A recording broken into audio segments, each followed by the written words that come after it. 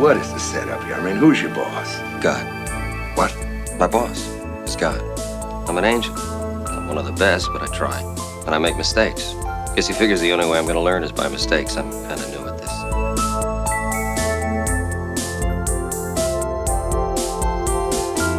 Hello. Welcome to Highway to Heaven Revisited. Hosted by Rachel Mayer and Joel Ludern. With moderator Sam Hine. All right, ladies and gentlemen, welcome back to another episode of your favorite Highway to Heaven comprehensive watch-through podcast. It's called Highway to Heaven Revisited. My name is Sam Hine. I'm the moderator of this podcast, and always I am joined by your congenial hosts. You hear the lovely voice of the one and only Rachel Mayer. Good morning, Sam. Good morning. How are you today, Rachel? I'm doing great. How are you doing? I'm doing pretty well. Glad to hear it. I'm jacked on some iced coffee. I have some endorphins running through my veins about learning what new and exciting Michael Landon happenings are going to happen in this big fat two-parter today. This is a very good episode. Excellent. Yeah, Well, I'm very excited. Jinx. Whoa, end of the podcast. And in your left ear, the one man in the world on a Highway to Heaven podcast with a slight cold today, the incomparable Joel Luders. Hey, Sam. How are you doing today? I'm doing quite well. Oh, it's good to hear from you. Good to hear from you, too. Are you Skyping in? You're Skyping in from Berlin. Yeah, Joel's on location today. That's correct. This is such a good episode of Highway to Heaven. I just want to say, I'm really enjoying the show. This two-parter kind of just confirmed it for me, but this is a very enjoyable show to be revisiting. I'm laughing out loud. There's been some audible gasps at times. Oh, yeah. Yeah. And some clapping. You're clapping. I'm clapping. Yeah.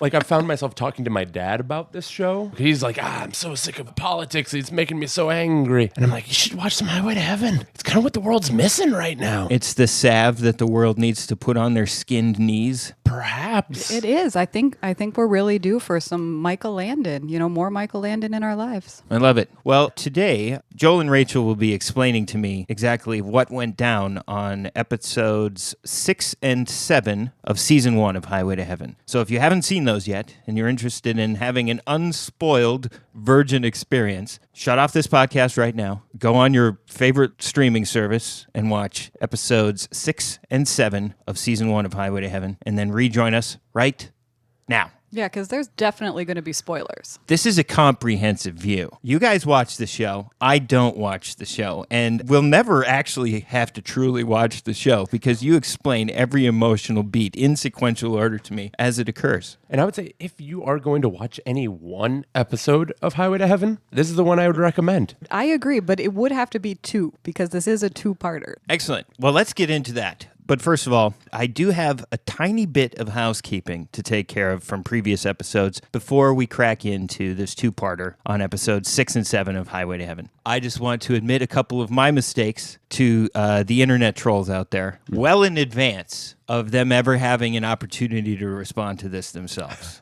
All right, first order of business. On at least 2 podcasts, we established that Victor French, he's wearing a baseball cap. Yes. Right. This baseball cap has been referred to as an Angels baseball cap. Yes. Correct. Here is where we are wrong, ladies and gentlemen. Uh-oh. We have claimed that this is an Angels baseball cap. But during the editing process, I do have an entree to see a tiny bit of footage, and I'm doing this diligently that I never look at any of the next time ons before you guys come over and talk about them. Good. But Very honest of you. I do see these characters on film. And Victor French is wearing an Oakland A's cap. That is the Oakland Athletics. Same my state, goodness. but it is not the California Angels. Well, I have now just been fully called out as a non-baseball fan because I have to admit I realized it was an Oakland A's cap, but I Yes. just assumed that stood for Angels. Isn't that the same team? Why wouldn't it stand for Angels? Just transpose that in my head. It made sense. Kind of a really dumb decision that they made that it just isn't an Angels cap. What's the next thing you have to apologize for? The next thing I would really like to apologize for is I would like to just personally apologize to one Ronnie Blakely, mostly because I didn't give her the credit she deserved in the moment on the podcast. I had recently watched Robert Altman's Nashville and had my brain turned inside out by such an amazing film. And I said something to the tune of, Ronnie Blakely was in that movie and she was credited heavily as a songwriter in the end credits. I don't know who she was, though. And, well, quite frankly, after revisiting the trailer for the film and looking on IMDb and things, it's quite obvious that Ronnie Blakely is the star of the film Nashville. She plays Barbara Jean, perhaps the most prominent leading character in that film. So, please, Ronnie, if you're listening, please accept my most humble personal apology.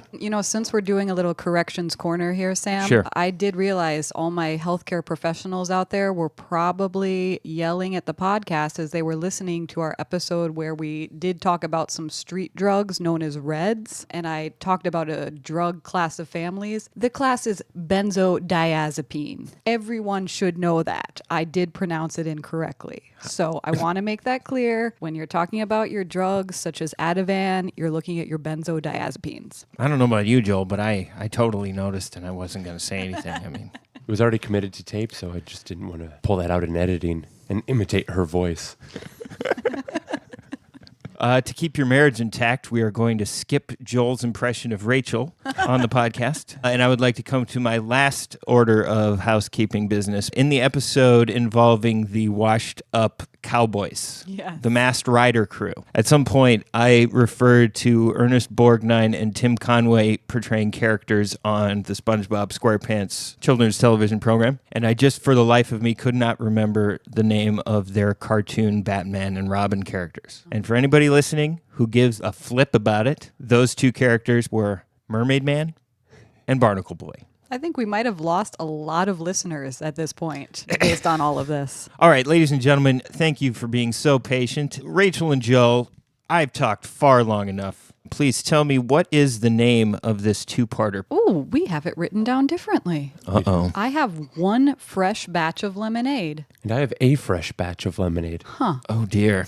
Oh my God, I just feel some more corrections coming on next time. Let's go with one fresh batch of lemonade, part one. Where do we begin? It's like a tracking shot interior, a close-up of baseball trophies. And the music is kind of a sentimental, slow violin music, which then when the camera centers over like a baseball trophy, it turns into this kind of random marching band music. And then that cuts out abruptly and then goes back to sentimental violin music. And the music does this multiple times. Multiple it goes from times. slow to upbeat pep music, slow, upbeat pep music. So it's like every time the shot stops on a trophy, the music changes. So I would say right off the bat that this is a person who has some Little League experience. After what must be at least like 30 seconds or so, then it just cuts to a loud, noisy hallway. Yes, so we're changing scenes. We're at a pep rally sports game, and there's just a shot of blue and white pom-poms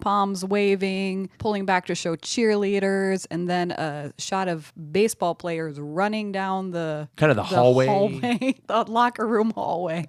What's that called? I don't know. Yeah, Out between onto the field and the locker room. Yeah. There's a team and everyone's cheering. We get a close-up of an older guy. He's kind of balding, long, kind of wild hair. And he's talking to a shorter mustached guy. And he's boasting about his kid to this other guy. He's like, yeah, my kid's great. Well, and he has reason to be boasting because this other guy is actually a baseball scout from L.A. The shorter man is Mr. Martinez, and he's a baseball scout from L.A. There specifically to look at this man's son. The son's name, this might get a little confusing. We'll feel our way through it. But so we have a father and son, Deke Sr. and Deke Jr. Okay. So the baseball player is Deke Jr. To keep things clear, we'll just call Deke Jr. Deke. And the dad We'll just call him Dad. Okay, so Deke Sr. is talking to The scout. the scout, Martinez.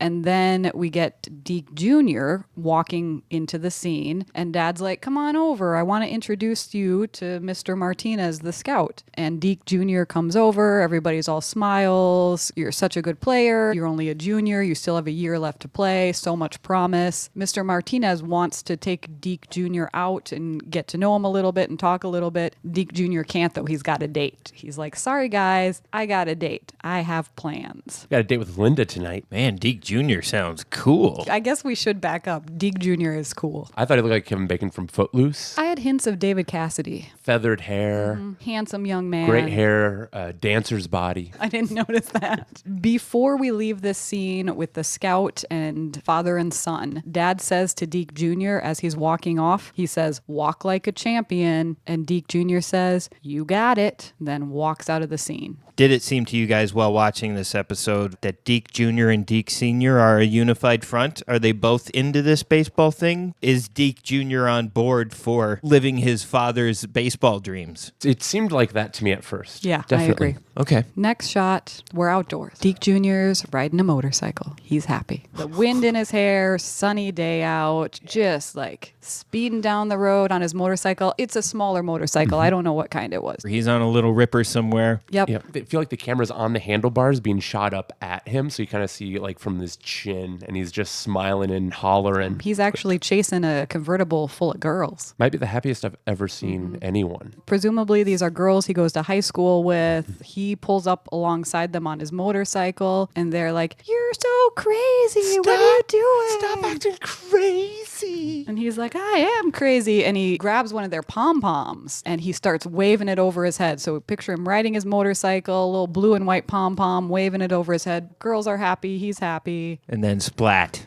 for a minute.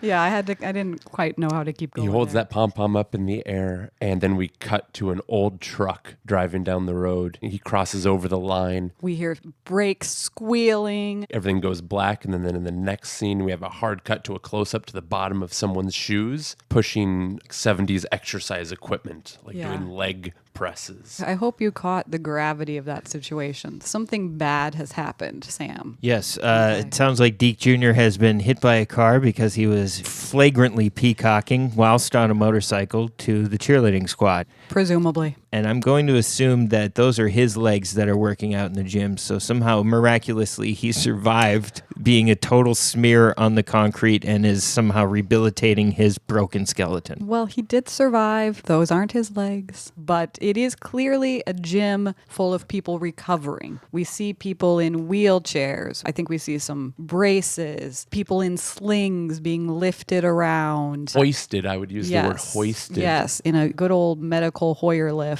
And now we're going to run into Michael and Mark. Or Victor and Jonathan. As Victor and John. So we have a nurses walking with John and Mark. I swear I don't know how you two managed to get Niedermeyer to spring the money for 2 more physical therapy aides. All he ever talks about is how tight the budget is. We made him an offer he couldn't refuse. What did you do? Threaten to slay his firstborn? No, my friend here just has a way with people. He must have if he could deal with Niedermeyer. Anyway, that's what you need in this job, a way with people. You've got a patient here, a Deke Larson. You know him? Oh, but a friend of mine was asking about him. Oh, that's a tough one. We haven't had too much luck with him, though. Star athlete, both legs lost below the knees. How's his family doing? His mother comes every day. She's tried to get him to start therapy, but it'll take time. And what about his father? Oh, he rarely comes. And when he does, he stays 5 minutes. He hasn't been around here in weeks now. There's been a major crisis in the family. Yeah. Doesn't sound like Deke Sr. is really rising to the occasion. Is he a little ticked off that his baseball star is a double amputee? That's a safe assumption. We'll find out more later, but that is a safe assumption. And so at that point, Jonathan tells Mark that Mark should just go visit Deke's parents. Is that normal for a physical therapy aide to make house calls? Oh, yeah. No. Super appropriate, right? to a parent. So, yeah, I said I've worked in healthcare. This is a setting I've worked in before. I don't know how much we need to get into all the details, but in my experience, on your first day, when you haven't actually started work, you don't go visit patients' families. That's not typical, but that's what Mark's going to go do. We don't cut right to Deke Sr.'s house. We're actually going to go back to Deke Jr. now. So we're going to his hospital room where he is with Linda, his girlfriend. She was the girl from the convertible who gave him her pom-pom. Oh, through this tragic event, a new love has formed. Or is this the old love? I think this is the old love. And they're actually not quite in his hotel room, his hospital room.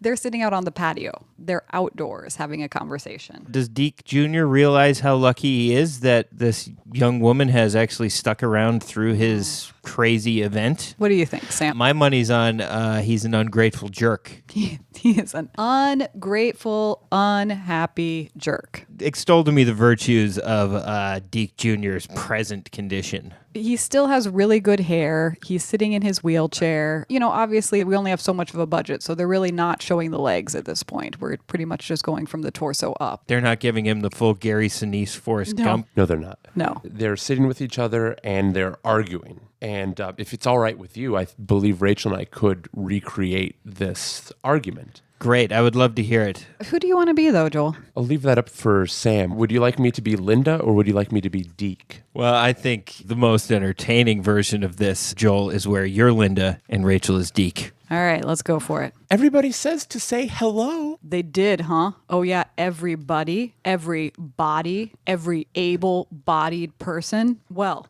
I bet that's all they do, sitting around thinking about me.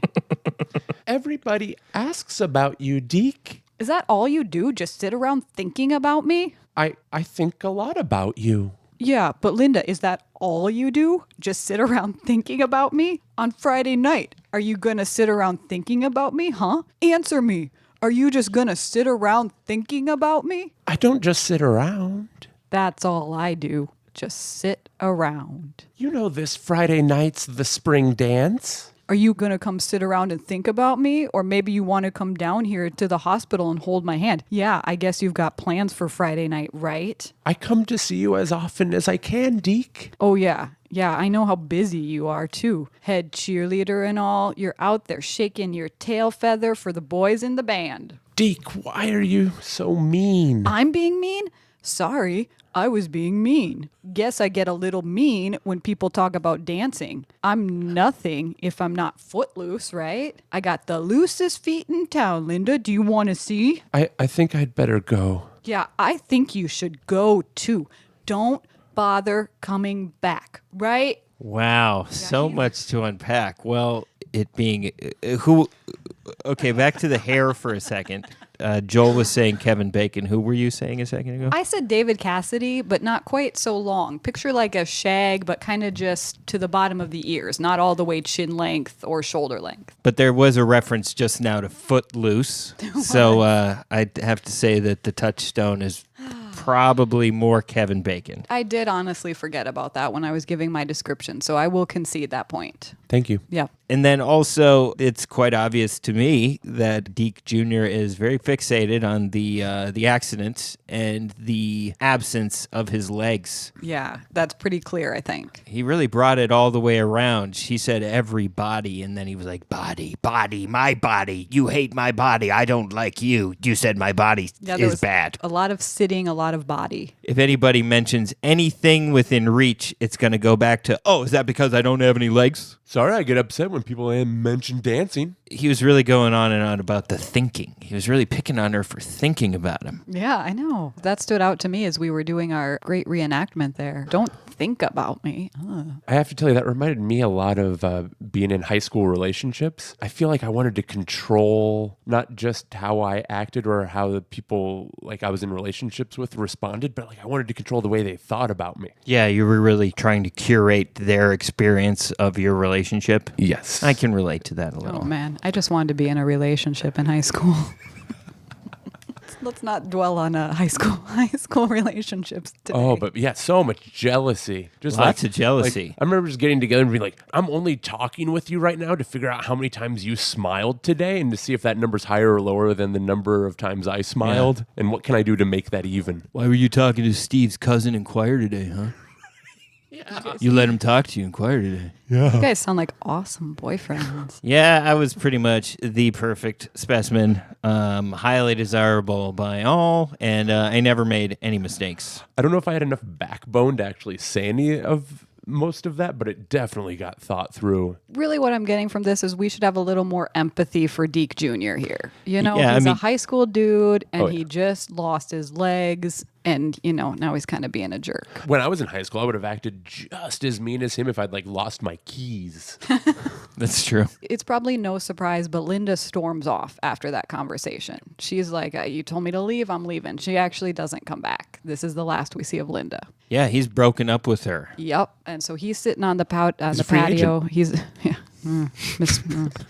he's sitting on the patio, and guess who's standing there watching him have this little conversation with Linda? Is it Michael Landon? It is Jonathan. There's Michael Landon just standing back with his hands in his pockets. And then he walks up to Deke and taps him on the shoulder. And Deke, he thinks that Jonathan is the orderly or the nursing assistant. And he says, "It's about time. I was waiting for you to come push me back inside." And then Jonathan introduces himself. And he says, "I'm coming to start work here tomorrow. I'm going to be your physical therapist," which is not accurate. They got hired as physical therapy aides. But, you know, I can't get into that too much because that goes on through the whole episode. He says, people, they don't come here to help me. People just come here so I can help them, so I can make them feel better. And Jonathan's just like, hey, at least the world kind of wants something from you. At least you're not like completely forgiven or forgotten. He's like, well, can you give me my legs back? And John's like, nope. And he goes, well, then get out of here. So Deke is working very hard to isolate himself in a vast bulletproof cocoon of self-pity. Yeah, you might say he's pushing away everyone who could potentially help him. I mean, if something that awful happened to me during that point in my life, I don't think I would go out of my way to alienate the one cute girl from high school who's Right. coming by to see me. Yeah, but so then Deke basically tells Jonathan to push him back to his room because they're still sitting outside, and he gets mad because he's been sitting outside for too long. And Jonathan says, well, if you didn't want to sit outside, why didn't you just push off and push yourself back in? You've got arms, man. And Deke Jr. in his, angst and upset just says, I'm not doing anything. If you want me back inside, you push me inside. And so Jonathan pushes him back inside. Is that called obstinate defiant?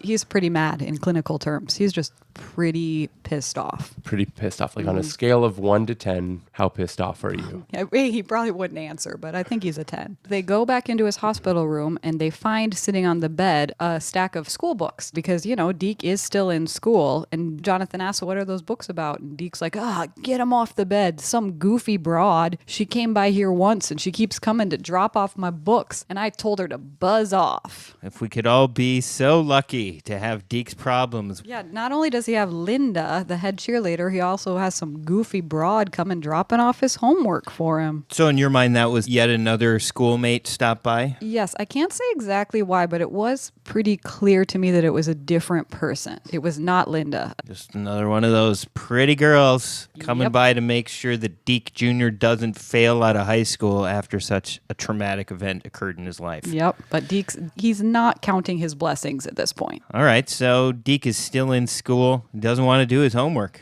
because that would be using his hands. He doesn't want to do it. He's not going to do anything. So I think at this point, is this when Deke brings out the letter, Joel? Yes. Okay, they're still in Deke's room, and he shows Jonathan a letter that he's actually received from Richard. Richard was the driver of the truck that was part of the accident with Deke. How do you think Deke received that letter? He wasn't open to the message of the guy whose truck he slammed into.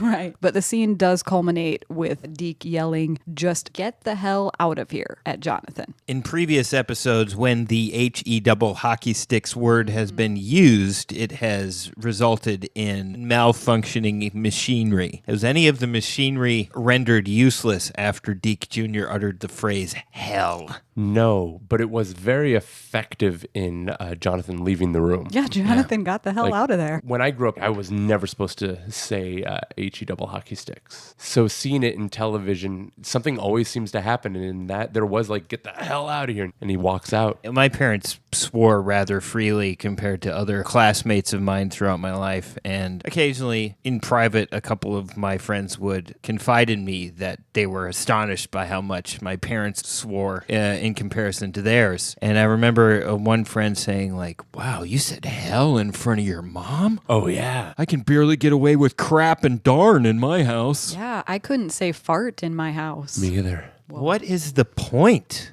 I mean, parenting is hard enough when you have to limit the amount of words which people can express themselves with. You couldn't say fart. No.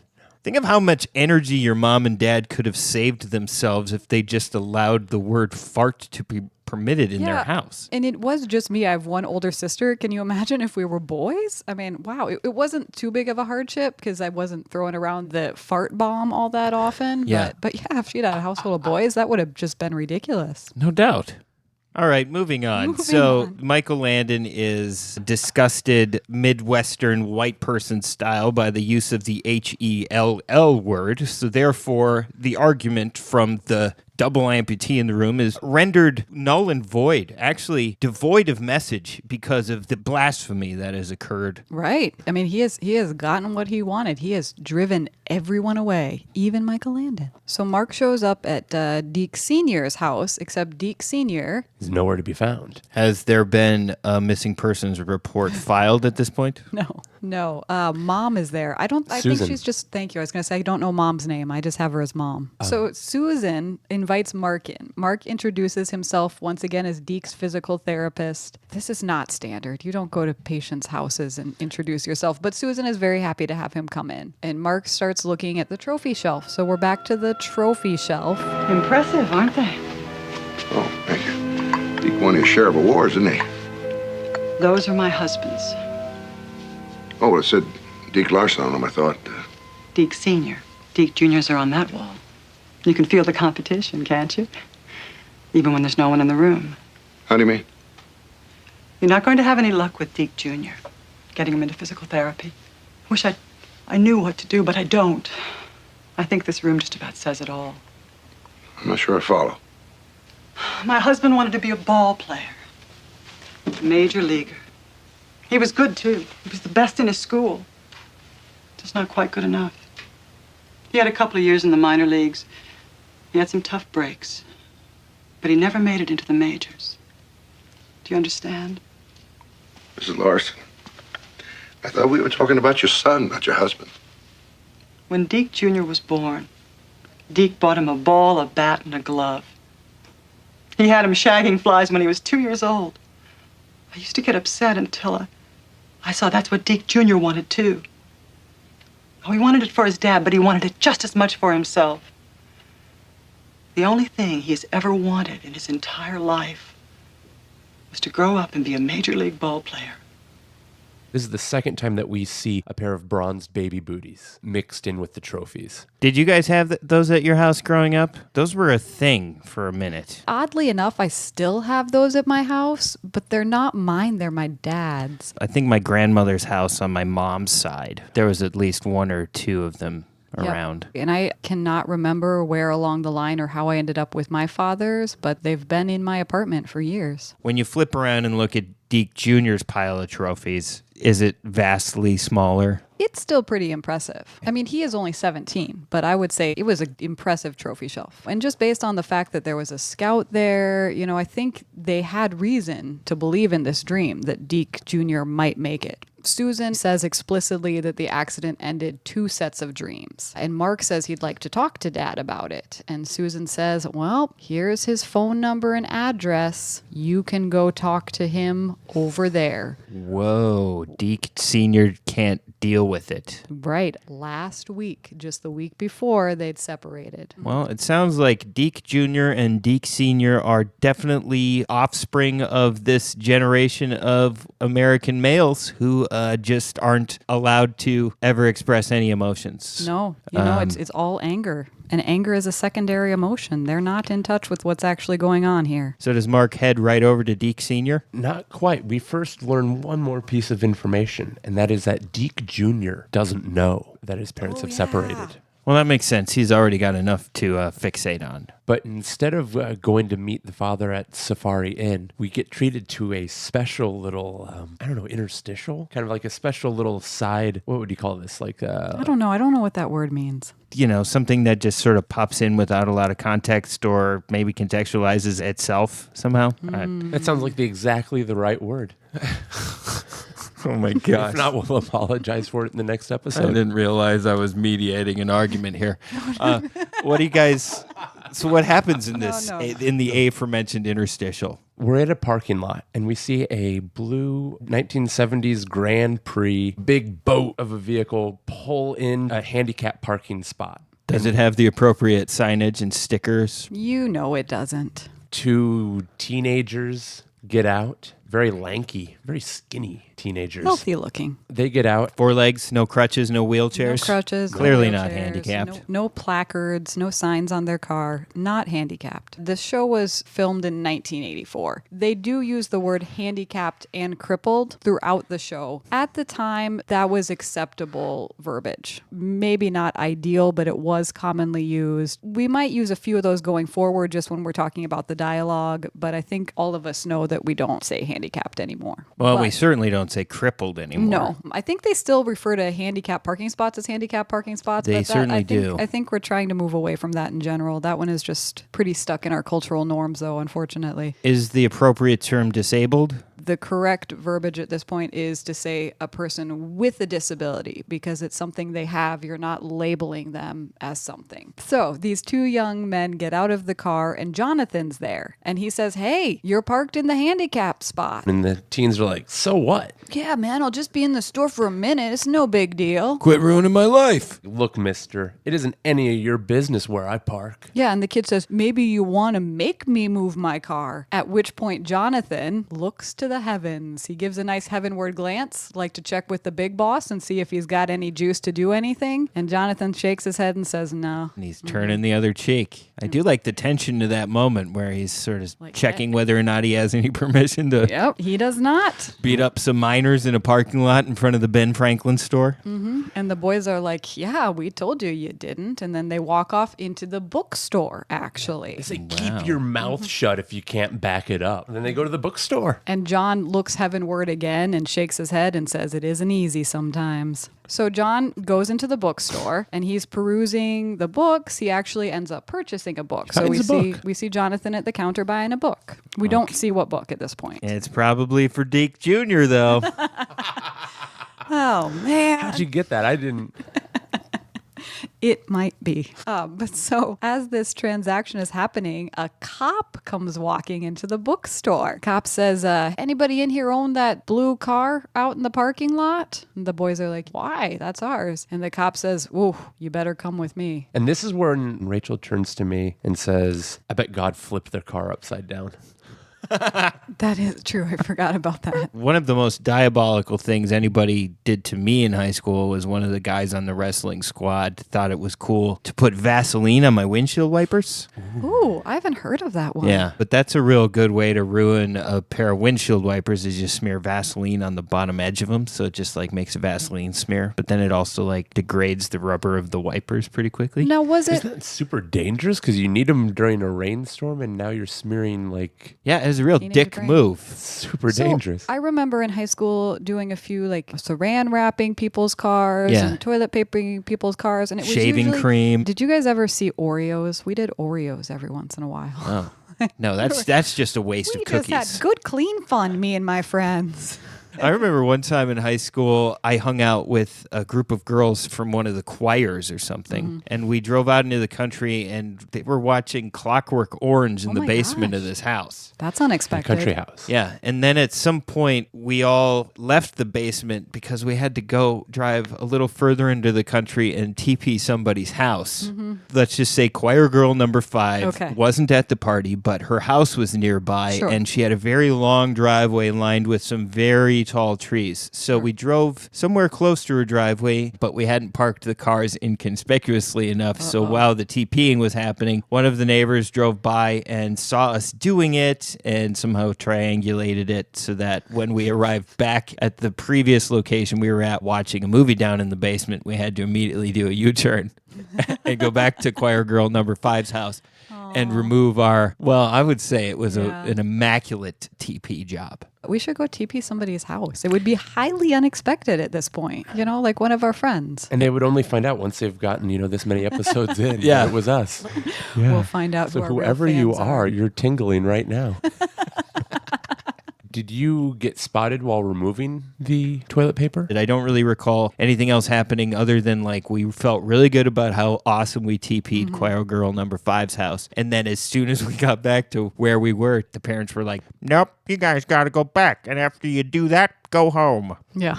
You're like, but we've got still 10 more minutes of Clockwork Orange. I got to know what that bodybuilder's doing with that old man.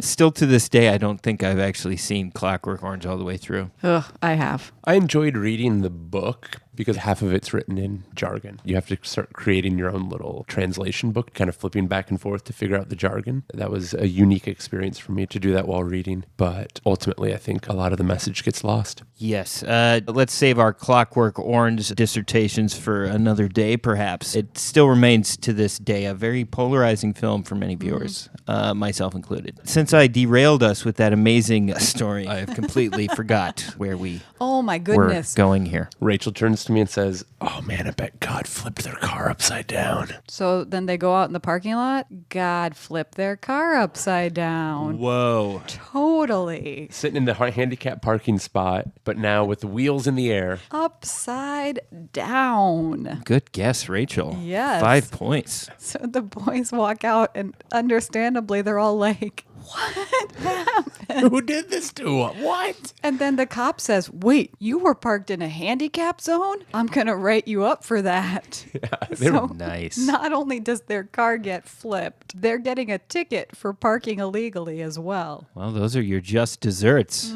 So as the boys are gesticulating wildly and they're upset trying to figure out what happened, Jonathan walks by. One of the boys says, how did this happen? Jonathan again smirks and looks heavenward and says, God knows. Little chuckle and keeps on walking. Well, I guess we got a good handle on what kind of juice Michael Landon had that day. I mean, it seems like God really can do the angel magic business, but on cars mostly. Yeah, a lot of stopping cars. The first time flipping a car. Again, it's also the not subtle. Not at all. If we're wielding power, there are definitely more discreet ways to do it, but not as dramatic or funny by any means as flipping the car. Nice. Are we going back to the rehab facility for more of Deke Jr.'s bad attitude? Very briefly, this is a short stop. We're outside of Deke Jr.'s room. We meet a new girl. It's a cute little nerdy girl. I can tell she's nerdy because she's wearing big glasses. She's holding a pile of school books. So she turns to Jonathan and she asks him to bring the books into Deke. And he says, well, why don't you just go bring them in yourself? And she's like, he got mad at me. I can't go in there. Will you just bring them? And Jonathan's kind of like, he's just sizing up the situation and he just agrees. He says, okay. And he takes the books and that's it. It's just a short little scene. But we have met our new female character, dorky girl with glasses. She sounds so ugly with those glasses. She's kind of short, too. Gee whiz. What a nerd. Total nerd. That's the fantasy that we're all raised on is, you just need the right person to come along and take your glasses off Maybe throw a blue dress on you. and your world will change. Suddenly, Yeah. everyone will see everything that you've known about yourself all along. Yeah. John does bring Deke Jr. his books, and Deke Jr. is still mad. And Jonathan says, well, maybe you don't want your school books. Maybe you want to take a look at this book. And hands him the book from the bookstore. Mint condition, hardcover copy of King James Bible.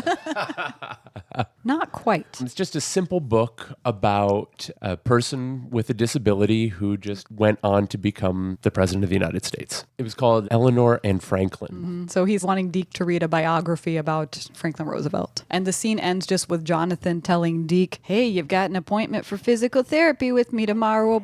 be there. And then he leaves the room. So in the next scene, we are now in a gymnasium. To me, this is like a workout gym where there's bodybuilders, big beefcakey bodybuilders lifting. This is like Gold's Gym, Muscle Beach. Yeah, this Regular is gym. bodybuilders. But Michael and Mark are walking in together in tracksuits. They're looking around. Victor French is like, whoa, look at that big old guy. And this is like 7-foot tall guy walks past him and goes, that guy's too big, wouldn't even fit through the pearly gates.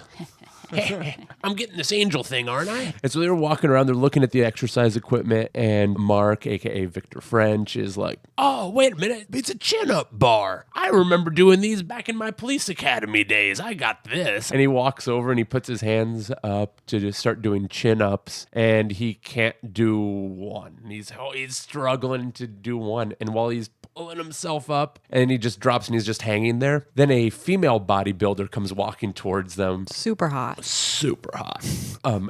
And wearing like those 80s shorts that are pulled up really, really tight. Tight little booty shorts. She hops on the facing chin-up bar and just starts doing actual pull-ups with her hands facing the correct way and just starts knocking out pull-ups and just looking at him and smiling. And as she's doing that, Mark's still hanging there, huffing and puffing, looking a little uncomfortable, and he just starts to say, after you've done a bunch of chin-ups, it's good to just hang for a while. Let your muscles relax. She finishes her set, she smiles at them both, and then just walks off. Mark turns to Jonathan and says, hey, did you see that girl? And John replies, yeah, you really impressed her.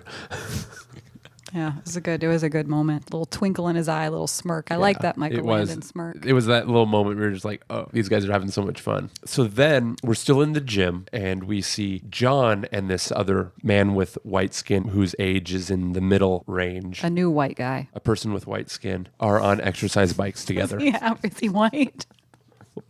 It's not the most defining characteristic of him. It's just one of the things that he happens to have. Let's just move on past that. Is this guy a patient there? No, so this is a regular gym, like a Gold's Gym. But they're at this gym for a particular reason. Yes. To talk to this particular person. They're scouting for role models. They're trying to find somebody who can help crack open the turtle shell that has formed around Deke Jr.'s heart. You're on the right track. John sits down next to someone who we learn his name is Robert Halverson. And Robert, we learn, is the father of the boy who was driving the truck that struck Deke. John's like, I know what happened. I know your son was the one who drove the truck. And they kind of just move over that really quickly. Guy is totally fine with Jonathan invading his personal space while he's working out and bringing up really personal things to talk about. Yeah. It is a solid Michael Landon effect. This is what we see over and over again. People are very comfortable talking about intimate details of their lives with Michael Landon. He tells John that his son is really depressed. Yeah, he's dreaming about the accident every night. His son blames himself. The son wrote Deke a letter, which we already spoke of. Deke blames the son for the accident, even though it was Deke's fault. It's wrecking his son's,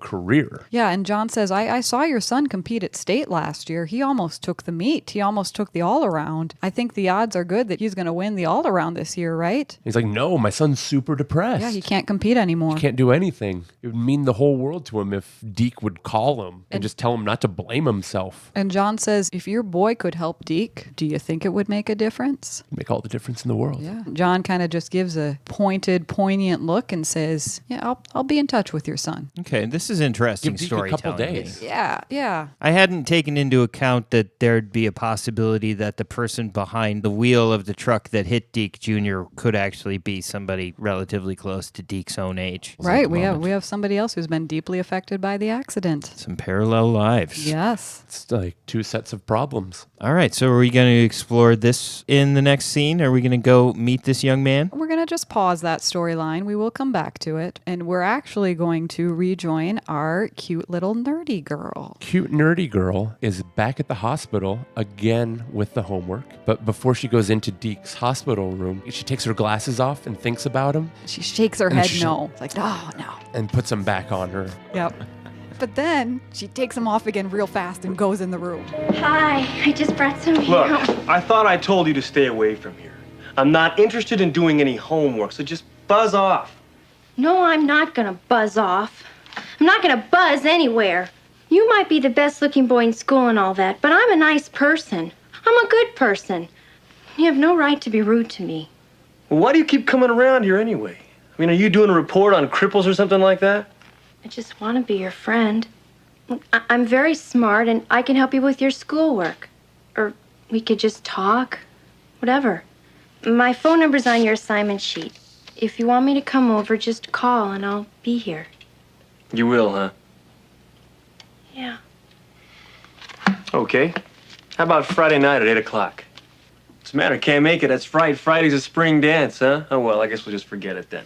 Assuming she'd be going to the dance, because in Deke's world, everybody goes to the dance. To celebrate the fact that Deke has no legs and he can't come. That's Yep. why everybody's going to that dance party. But he overlooked the fact that she's totally a nerd. Yeah. She's not going to the dance. Did it register with him that she said he was the most pretty boy in school? No, he doesn't really respond to it. Oh, boy. Yeah, Okay. he's probably heard that before. He says, come by on Friday. So the girl is totally in. No surprise. She says, Friday night, I'll be there. She finally has her first date. Mm-hmm.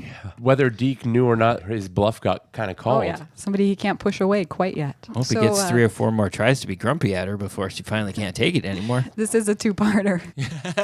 She's about ready to leave. She's like, great, Friday night. See you then. And she goes to leave. And right as she's about to leave, he yells out to her. Hey, what's your name anyway? I don't even know your name. Eleanor. That figures. Picks up his biography of Oh, Franklin yes. and Eleanor and kind of shakes his head. $10 says that Eleanor has sat directly behind Deke in nearly every class of their scholastic career, but Deke is too cool thinking about his legs and his hair and She's his sorta baseball to notice her. Like reached out and almost like straightened his hair in back. That's a little out of line, but just can't quite bring herself to do it. Just sitting staring at the back of his head. Memorizing the moles on the back of his neck. And now she's got a date for Friday. So she leaves, and then John shows up, He says, how's the book going? which means it's about 10 in the morning because they said meet me Oh, at 10. yeah. Which then that also means that she was in his room on like a Tuesday at 9:45. Yeah, which you, is, you did She's skipping notice that. class. Well, and really, Hope she had a note from her parents for that. what I said is she's such a good student. My guess is maybe the school just gave her first period to go bring the invalid his books. You know, maybe she's getting her like volunteer points. If you're a smart kid in school and you get your stuff done, you could get away with like an insane amount of things. Yes, I was actually just going to chime in with something like that. If you're a smart kid and you establish yourself as a good kid, you can pretty much do whatever you want. Yeah, That- occasionally I would do that in school. I would act out on a particular day, mostly because we're all sort of teenagers and going through stuff. But if I ever acted out, there would be very little long-term consequences because they'd be like, what's going on? Sam's acting out today. Yeah. He's all obstinate in English class in 7th grade. I do think growing up, not being able to say fart or HE double hockey sticks or butt. Oh my gosh. Such a good kid. But I do think it did force me to talk in a certain way. So like the way that I spoke just became slightly different. I think I got allowances like what you were saying last episode about Yes. wearing a suit. It's all about learning when to break the rules. When I was in high school, I went to a very small religious Christian school, and it was actually attached to and affiliated with the church. I was pretty good friends with the youth pastor at the church, and so in my later years in high school, if I wanted to get out of class, I would just tell them that I needed to go talk to the youth pastor because I was going through something, and they would just give me a pass to go talk to the youth pastor, and he would just let me hang out at his office and read books and do whatever I wanted to do. So for all our teenage listeners out there, we're really imparting some good life wisdom here. Yes. So then John shows up, sees that the kid is reading the book about Roosevelt. Is he reading it? He hasn't even cracked it No. yet. That means using his hands, and he's clearly established that he isn't doing jack squat. Yes, I'm actually glad you brought that back both up. are right. Deke is going to therapy. I think Jonathan might have just pushed him in his wheelchair, so he didn't have any choice. So now he's pushing him down the hallway. Jonathan says the therapy gym is called the Lemonade Factory. I gotta take you to the lemonade factory, man. Yeah, because life has dealt so many lemons here. Yes. This is where you make lemonade, son. You've heard that saying before then. I have heard that saying before. Deke isn't really impressed by that, though. We are, because we know that's the name of the episode, Yeah, is and I'm like, a glass of lemonade. So we're back in the rehab gym. Deke is there. We actually are just kind of shown a wide shot of, again, people in wheelchairs doing rehab exercise. Mark is actually doing some range of motion stretching with a guy on a table. So there's a guy laying down on a table, and Mark is lifting up and manipulating his legs through a series of stretches. Deke is set next to somebody else. And now we're going to meet a pretty important new character. There's a man in his wheelchair sitting at a table using a mouth stick, which is literally what it sounds like, about a foot-long stick that he's holding in his mouth to turn the pages of a book that's sitting on a little stand on the table. Knocks the book off the table. Mark is really close by, and so the guy says, hey, Mark, I knocked my book off. Can you pick my book up for me? And it's pretty well established at this point, the man in the wheelchair cannot pick up the book, cannot use his arms. He's not just using that mouth stick for fun. It looks Man, like this guy's got it worse than Deke Jr. Yes. So as he asks Mark to get the book for him, Mark turns to Deke and says, hey, kid, get Scotty's book for him. And Deke yells back at Mark, hey, you got legs. Get it yourself. And Scotty, the man in the wheelchair, turns to Deke and says, hey, man, ain't you got arms? Burns. Yep. Burns everywhere. Yeah, Deke actually feels it. Yeah, he does. He looks a little chastened, and he picks up the book. I'm glad somebody is at least standing up to Deke. Yeah. So Deke picks up the book, puts it back on the stand. And then Scotty asks Deke, hey, how long have you been on wheels, man? And Deke says 2 months. 2 months. So we're learning a little more about Scotty. Scotty is the man in the wheelchair. Scotty.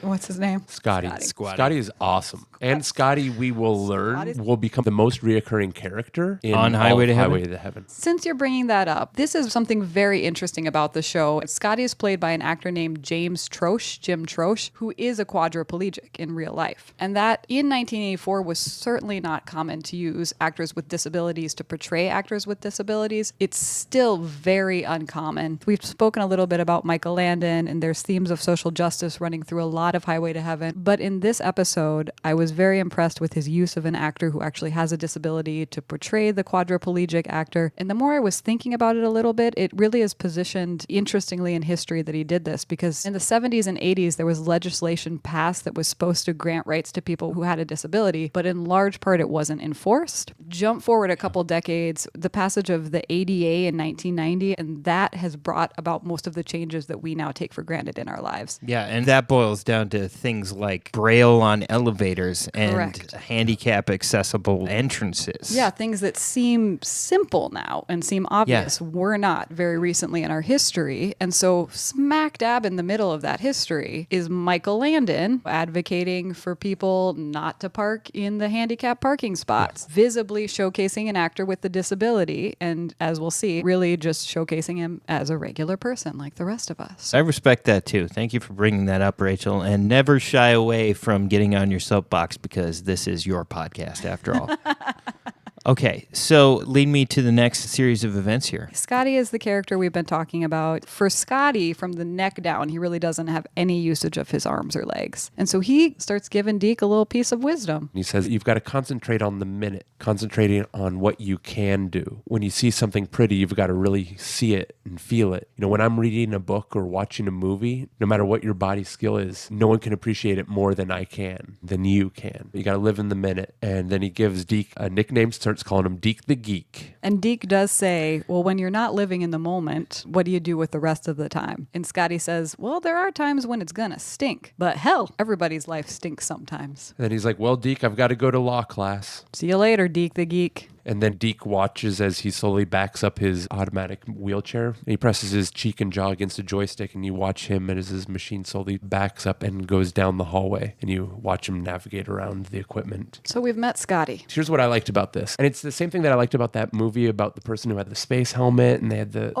Joel's referring Wonder? to the movie Wonder that came out in the past few years. Are you familiar with that movie, Sam? I recall Julia the Roberts in it. poster and hearing a little bit about it. It's based on a book that is an excellent book. It's just about a little kid who has a pretty severe facial deformity. And it's about just them, their first year of like kindergarten. Well, going it's to his public. first year of going to elementary school. I believe it's Yeah. about fifth grade Is it because fifth? his Yeah, fifth parents grade. kept him home. What I liked about Wonder was when you first meet the child with the facial deformity, you have the impulse to stare. And then I feel like there's a little voice inside you that goes like, why am I staring? I should feel weird about that, right? Well, there's something wrong with them, right? Because I'm okay. But then what they do, what I like so much in Wonder is the kid's nervous about going to school. And so he puts on an astronaut's helmet. And so then for like 20 minutes of the movie, the kid has an astronaut's helmet on and you don't see his face. It's got a tinted black screen. So then you go through the movie and you're like, oh yeah, hey, I know that kid already. Yep, that's him. He's in the astronaut's helmet. Okay. People should be really nice to this kid because I know him. He's on my side. Takes the helmet off and I'm like, oh, oh, yeah, wait, whoa. Yeah, you have to really reckon with your feelings. Because, yeah, you see the kid again and you go, oh, whoa, I'm feeling that unusual feeling again, but like I'm on his side and I'm against these other people who are like acting weird about him. But I got to be quote unquote shielded from seeing what caused that reaction. At least that was my takeaway. That's why I liked it so Sure. much, because it made me uncomfortable. Then you go, oh, wow, okay. We're in the woods here on Tangent City, but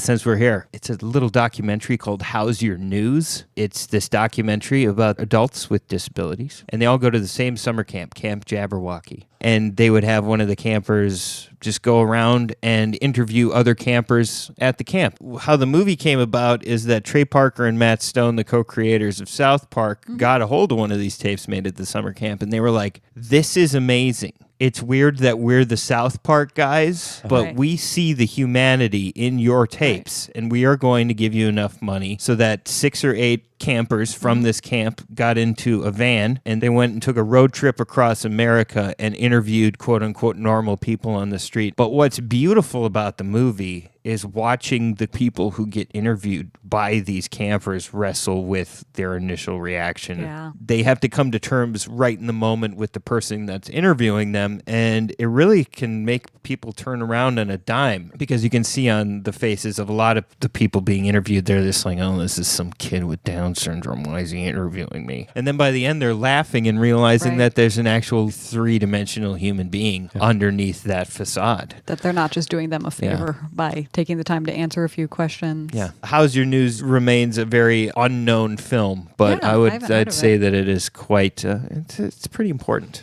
I'll check Pretty it out. important That one to me. sounds, that sounds pretty good. No, I have not heard of that one before. Well, we digress. I'm Just a glad to little. know that Michael Landon was at the forefront of empowering this section of humanity here. I think that is going to be a theme throughout the series and just throughout his life, that's the type of person he was. We're now at the Safari Inn, where Mark is meeting with a drunk Deke Sr. Dad. Deke Dad. He's soused to the gills. And this is where we have our quantum leap connection. Nice. I was hoping that we'd have a quantum leap connection this episode. 3 in a row. The dad here is actor Jim Heine. He was in Quantum Leap Season 5, Killing Time. He played Sheriff John Hoyt. It was an episode where Sam leaps into a hostage situation, but he's the fugitive killer. Meanwhile, in Al's time, which is 1999, the real killer has broken out of the Quantum Leap Project facility. Oh, yeah, that's the whole thing, is that whoever Sam switched bodies with ended up in some sort of like holding tank. So Al's running around looking for this escaped killer. Yeah, he's looking for Charlie Manson, right? Right. That's a high stakes episode for Sam Beckett. Probably more notably, Jim Heine, he was in Pretty in Pink, and he played the school principal, where he has the line that he gives to Molly Ringwald, if you give off signals that you don't want to belong, people will make sure you don't. Did you really like that movie growing up? It wasn't one of my favorites. No, it wasn't. I mean, I honestly don't know if I've ever seen Pretty in Pink, to be completely honest. Everybody who loves Pretty in Pink is yelling at us right now. It does have a very loyal following. I'm more of a Some Kind of Wonderful kind of girl. I like Planes, Trains, and Automobiles. Anyway, Joel, please continue. so Mark is talking to Deke Sr., who's drinking a beer, and he's basically saying, your son needs you, man. Your son needs a dad. Mark says, my dad was a stone cutter. When I was a kid, all I wanted to be was a stone cutter. Deke's dad's like, I was a baseball player, but I failed at that. And now my son can't even try to be that. I'm a failure. Me not know how to talk about anything but baseball. Drunk caveman in motel by self. Leave alone. Pretty much. And Mark's just like, well, you know what you need to do? You just need to stop blaming yourself. And you just need to get over your problems and help your son out, because your son needs a dad. Every son loves their dad no matter what. You know, this is actually good advice on Mark's part. It is. I'm a little happy with what's coming from Mark this time around. Mark does redeem himself a bit in this episode. And right before Mark leaves, Deke Sr. turns to Mark and says, you know what? I blame myself because I bought him that motorcycle. I'm glad Mark showed up so this guy can at least like hear about how you should deal with your feelings, because Yeah. it doesn't seem like Deke Sr. is doing anything other than just complicating things. I mean, you could say Deke Sr. and Deke Jr. seem to be of the same mold. But now there's no more baseball. Deke Sr. sits down, feels sad, and we cut to blue fabric. We're back to Eleanor, our little book smart nerd. We're at her house, and she is dressed up. She's wearing a very fancy looking blue dress. She's got a little flower in her hair. She's got some nice jewelry on, and she's talking to her parents. Her parents think she's going to the dance. She's really going rogue for this hot jock she knows at the rehab facility. She just needed the right guy to bring it out in her. Doesn't she say the guy's coming, but his car broke down, so she's going to just walk over and meet him there? He just lives a couple blocks away. And her dad gets so upset. He's not having it. Oh, no. If you can walk, he can walk with you. Now, you call him back and tell him to come over here. Oh, Daddy, I can't go. Don't owe Daddy me, Eleanor. Believe me, boys have more respect for girls who ask to be picked up properly. Daddy, that is so old-fashioned. Well, I'm old-fashioned. And as long as you live in my house, you're going to be a little old-fashioned, too. The phone. So she doesn't know what to do. She's kind of just bluffing in a her way pickle. through it. She goes and starts to pick up the phone, and all of a sudden we hear... Sounds like an angel magic mobile. And it really is. It's great. It's Jonathan in the cutest little convertible. I wrote orange British sports car convertible. It's the cutest car, and it's in one scene and no explanation. So it must be angel magic. Jonathan's there and he opens up the passenger door from the driver's seat. Hey, it's John. You want to ride? And she's like, do I? Are we ever actually going to go to that dance? We get a shot of Deke in his room, and he's in his hospital bed, but he's got one of the triangle trapeze pulleys above his bed, and he can pull himself up on it. So he's doing some pretty impressive looking triangle trapeze pull-ups. So she walks in, and he's just like working out. He's like 1,017,859. 1,017,860. First of all, he's surprised to see her because he didn't realize that she was actually going to show up. He assumes that she's just stopping by on her way to the dance. And she thought it was a date. She didn't realize that he Is the assumed biggest she was dink in going the to world. the dance. And she says, oh, no. I just had to tell my parents I was going to the dance to come here. So I had to get dressed up to fool them. She says something about how her mom really wants her to be popular and go to dances. So that gives a little more context to why she's telling the lie. It starts to get a little awkward for me here. Yes. Eleanor is getting pretty vulnerable. She's kind of giving me like stalker vibes. Some of the things that she said were just so desperate. And I felt like if it was a male character, they would have been like, oh yeah, this guy's totally a stalker. Yeah, and it gets worse. Yeah. Yeah. And she's like, I'll hang out with you in any capacity that you want to. If you want me to change, I'll change for you. If you want me to be different, I'll be different. Who do I have to be to make you like me? This girl seems to have read my book about how to be in high school relationships. She tells him, I almost asked you to go to the dance, but oh my gosh, I never thought I'd tell you that. First of all, she says she hates dances. Yeah. She says she hates dances because no one ever asked her to dance. And Deke's all like, someone would have asked you to dance. And that's when she goes, well, I always kind of hoped you would ask me to dance. And sometimes I would just stand next to you at the dances. And he never even saw her. He doesn't even know her name. She had her glasses on. He couldn't see her. His neck has been damp with her like saliva and breath for like 12 years. But so when she says that she did always hope Deke would ask her to dance, he's kind of liking it though. He's like, hey, well, you do look pretty in that blue dress. He does tell her she looks pretty in the dress. And he gives her a real come hither look. But she is not taking the compliment like so many people. When he tells her she looks pretty, she says, no, I don't. I know my pluses and minuses. I'm smart, but I'm not pretty. And then Deke says, I think you look pretty. Whoa, okay. And then she says, oh, it's hot in here. And It most certainly is hot in here. Kind of fans her face and goes to stand by the window. I was so tense at this point. I couldn't handle it. It was just too much awkwardness. I wrote, they both want each other so bad, but now they're just talking about sad things. Mm-hmm. A little too true to life here. I just want to say, though, I never went into some guy's hospital room and confessed my love to him. I might have done some things I regret, but I was too cool for that. Yeah. I would have been to the hospital room and I'd be like, hey, let's talk about sad things. But then like when you're like in a new relationship with someone, you're not doing fun things because you're not making out, but they're just talking about sad things and wanting to make out, which is like the worst thing in the world, right? Yeah. So Eleanor is flustered. How's Deke Jr. seal the deal? Well, he says that he wished that he had asked her to dance. Had I known you existed, I would have asked you. That's not true. It's not true. Would not have. The big picture is Deke is starting to look at the world outside of himself a little bit. And that continues. Eleanor starts to talk about how she knows she's not popular and it actually doesn't bother her, but it bothers her mom. Her mom really wants her to be popular and go to dances, and it would just make her mom so happy if she could get a date to prom. And Eleanor doesn't care about that, but she would really like to make her mom happy. Now, this is something Deke can empathize with. Certainly. Yes, Parental he pressure. has a parent who he's been trying very hard to make happy. They begin to commiserate a little bit, and Deke tries to push her away. He says something like, I'm tired. I'm tired, just go. And he's getting a little emotional, but instead of leaving, she goes and sits on the edge of the bed and gives him a hug. And he leans in, he's crying on her shoulder, and this is the best moment of her life. Yes. Yeah, she's finally got exactly what she's looking for. The thing that I like about Highway to Heaven that I didn't expect was that, like, while it sounds like to a certain extent like we're making fun of these characters, but it's all been presented this way. But so much of Highway to Heaven, the people who are supposed to be good guys, there's always a little bit of a flaw. There's always a but. There's always a little therefore for every person. Yeah, I agree with that. I mean, we're telling this pretty tongue-in-cheek, but at the same time, while I'm watching this show, I am buying it all. It's making me feel horribly awkward, but I am buying these characters' journeys. That's what I enjoy so much is I go, oh, I thought this was going to be like watching an HR video. Here's the hero, here's the victim, here's the so-and-so, but everybody is, there's dimensions. So next, we're going to go back to the rehab therapy gym. We're going to go to Jonathan. He is looking pretty cool in a little white muscle t-shirt. I'm a fan of a good muscle tee. Yeah, and is this where he's He wearing looked his cool. salmon pants? He was wearing his salmon pants, which Whoa. were only salmon colored. Maybe linen khaki blend. I couldn't tell which one. He looked cool. It was like cool California.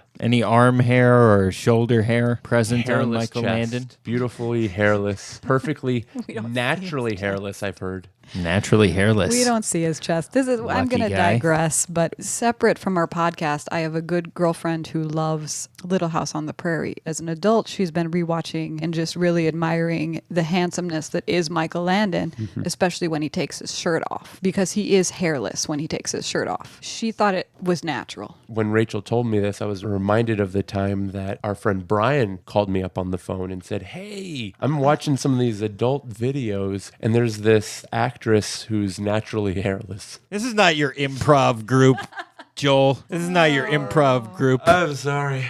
Too far. Cart before the horse. You know Brian, he's very powerful in the music industry. His attorney will be on us in 5 seconds. There's no possible way I could air any of that. So John's looking great in his salmon pants and his muscle shirt, and he's wheeling Deke through the PT room and then to kind of this little back room where there's a cork board and a bunch of crutches and artificial limbs hanging on the wall, and there's a little television. Jonathan pops in a VHS tape. I want to show you a sport you can compete in. And Deke's like, oh, I don't want to play wheelchair basketball. He's like, yeah, there's nothing wrong with those wheelchair basketball people. They could smoke a bunch of people in the NBA in the wheelchairs. Jonathan shows Deke a tape of a young male gymnast doing a routine on the pommel horse, which you might as well just look it up if you're not familiar with that. But the activity does primarily involve upper body strength. You're using your arms to sort of fling yourself through a routine, and the legs are swinging free. It's sort of a constant handstand holding on to the handles on the pommel horse. And Deke is at first very reluctant. And then John pauses, turns to him and says, well, you never would have made it in the big leagues. You got no guts. Woof.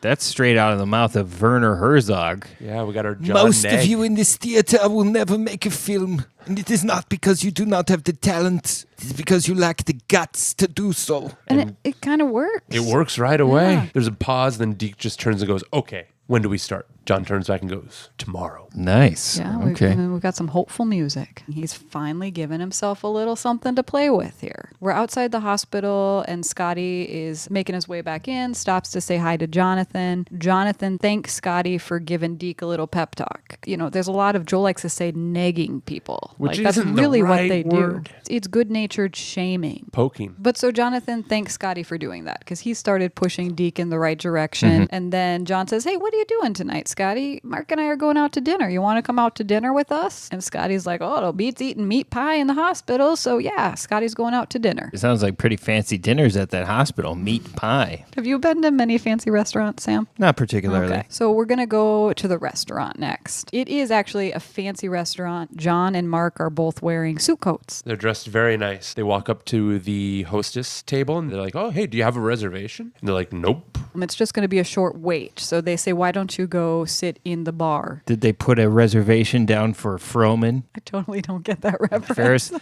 Ferris Bueller's Day Off. Actually, that's probably my favorite John Hughes film. That is a good movie. I have seen it a number of times. So they're walking through the restaurant bar, and there's a couple at the bar. The man in the couple is drunk. Scotty shows up in his wheelchair, and as they walk past, the camera stays with the couple, and the wife is like, don't stare at him, Arnold. He has no idea that he's actually coming off looking very ridiculous. Yeah, and you're like, oh, he thinks he's being good, but he's just a drunk jerk. So drunk jerk calls over the waitress by saying, hey, honey, come over here. I want to get another drink. He's like, man, I don't know why the hell anyone would want to live like that. Oh, yeah. Buy that guy a drink for me. So here's alcohol again in the world of Highway to Heaven. Oh, yes. Lest we forget Michael Landon's feelings on alcohol from the last episode. Yeah, he's not a fan. So all three of them sit down at a table. Scotty and Jonathan both order club soda. Mark orders a beer. The drunk comes over to Scotty and he's like, why didn't you buy my drink? Scotty jokes, tries to diffuse it by saying, like, I don't drink when I'm driving, and references the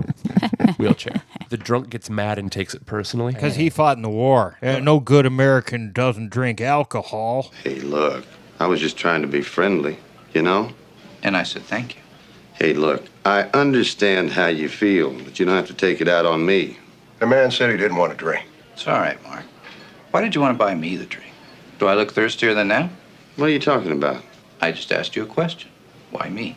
Well, because... Because you feel sorry for me. Yeah, what's wrong with that?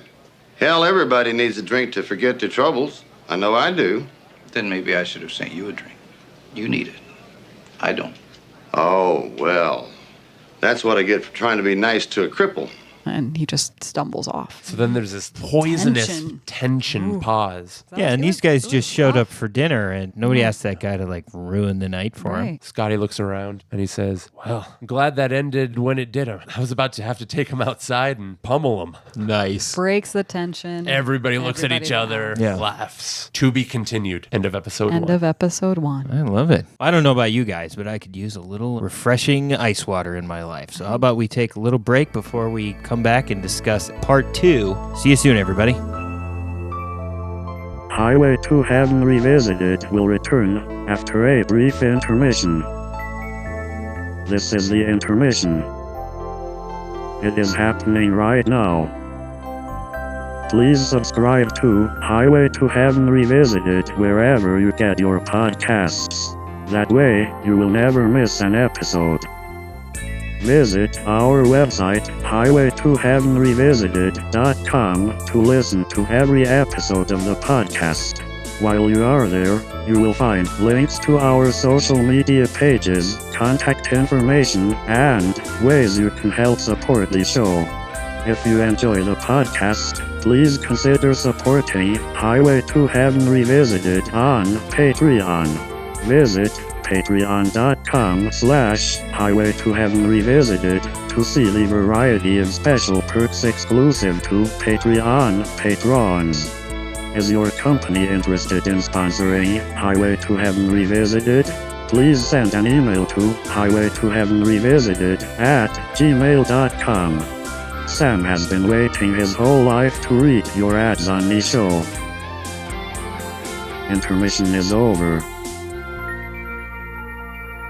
So getting back into it, let's talk about part 2 of A Fresh Batch of Lemonade. I don't feel like Deke Jr. has made much lemonade yet, but I feel like he's getting ready to make some here in part 2. Yeah, we're sort of getting the ingredients ready. They do a little recap at the start of every episode, and I'm actually going to jump in at the end of that recap. It's when Jonathan is showing Deke the video of the gymnastics. And one thing we didn't touch on when we spoke about it earlier is that as they're watching the routine, Deke asks about the dismount. A valid concern. Very valid concern. John tells Deke, well, you know what? You're going to have to start using those artificial limbs sometime, which we have not seen Deke use any artificial legs yet, but he's going to start. He says it's not going to be easy, but everyone falls on their face every once in a while. That adds another level of complexity to doing the pommel horse. Deke's ready to give it a try. It's some competition that he's able to participate in, and that's important to him to be able to do some form of competition. So this is the gym at the facility, has a pommel horse in it? Well, Jonathan has a friend who has loaned them a pommel horse. Oh. So Jonathan has gotten access to a pommel horse. I do like that they address these inconsistencies because, of course, most therapy gyms aren't going to have a pommel horse. Jonathan introduces us to a young man named Richie. Richie, in fact, was the gymnast we saw in the VHS video that inspired Deke to give this a try. Richie has agreed to come in and coach Deke on the pommel horse. Did you guys look up any info on Richie? Is my he goodness. a legit Olympic athlete or something? He is, actually. Oh, nice. So this was 1984. There were actually 1984 Olympics held in Los Angeles. I have a vague recollection of knowing that. Yeah, we all would have been pretty little, but that is familiar. Well, I'm liking how Michael Landon's celebrity can actually pull some legitimate co-stars on this show.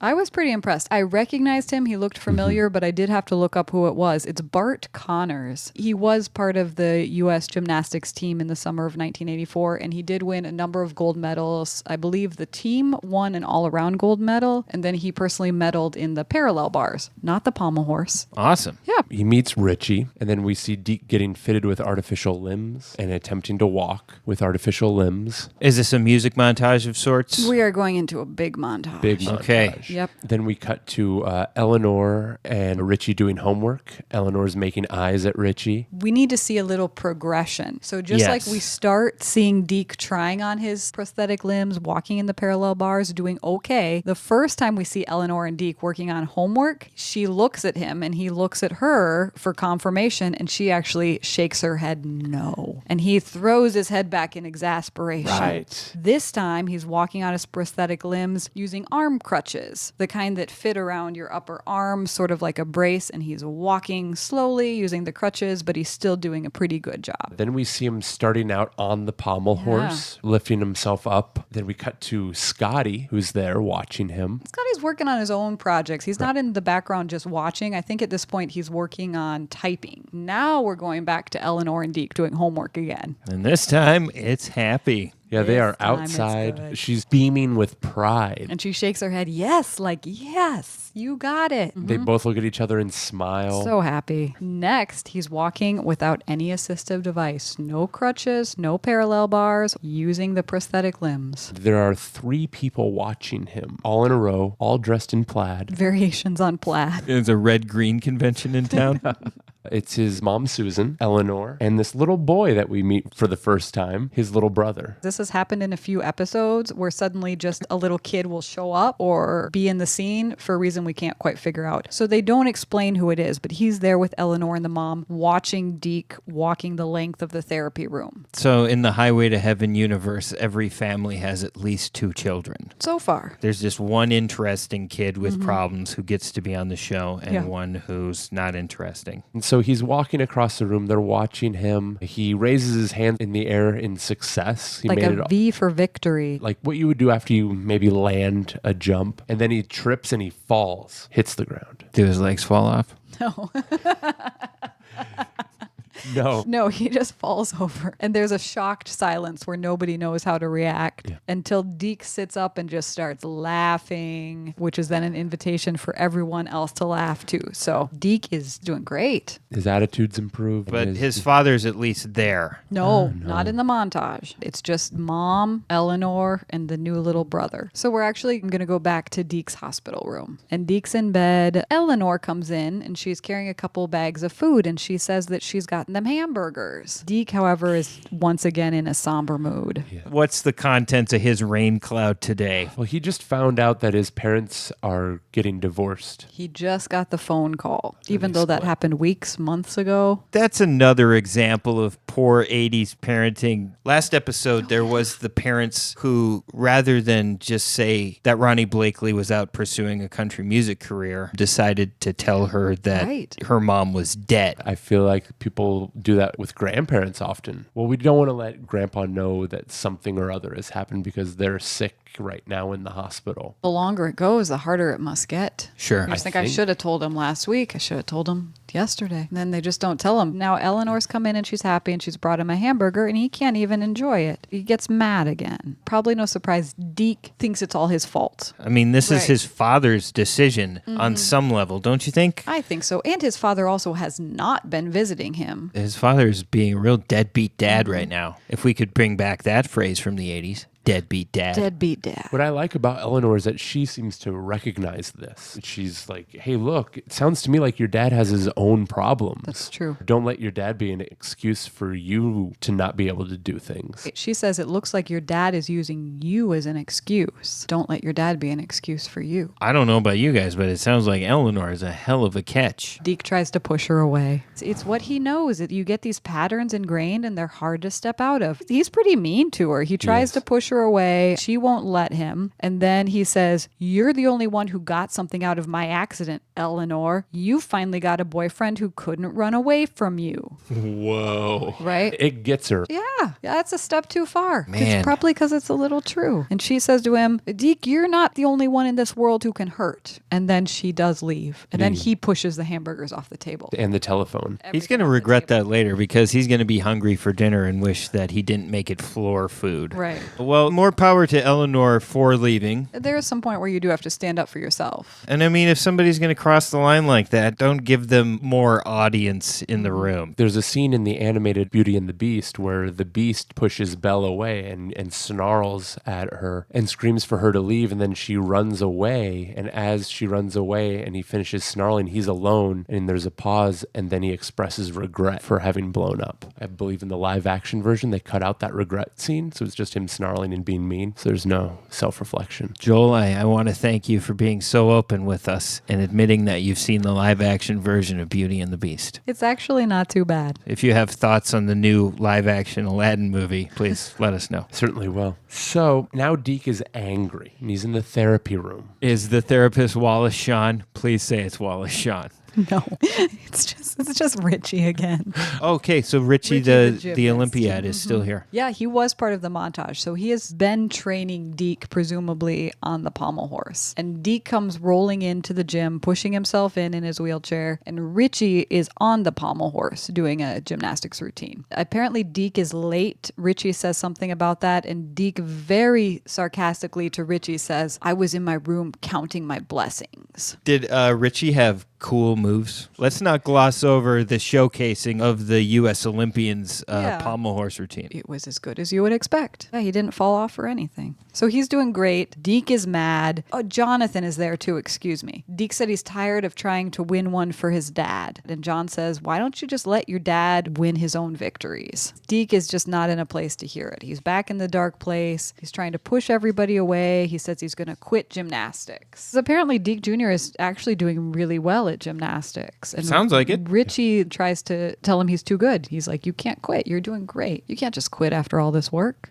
Deke's still upset, though. He says, do you want to do a little reenactment here, Joel? I'll be Deke Jr. Okay. Come on, man. What do you care? Find some other cripple you can help. Deke, you've come too far. You're good. Get out of my life, man. Who do you think you are? I'm the guy who hit you. That's who.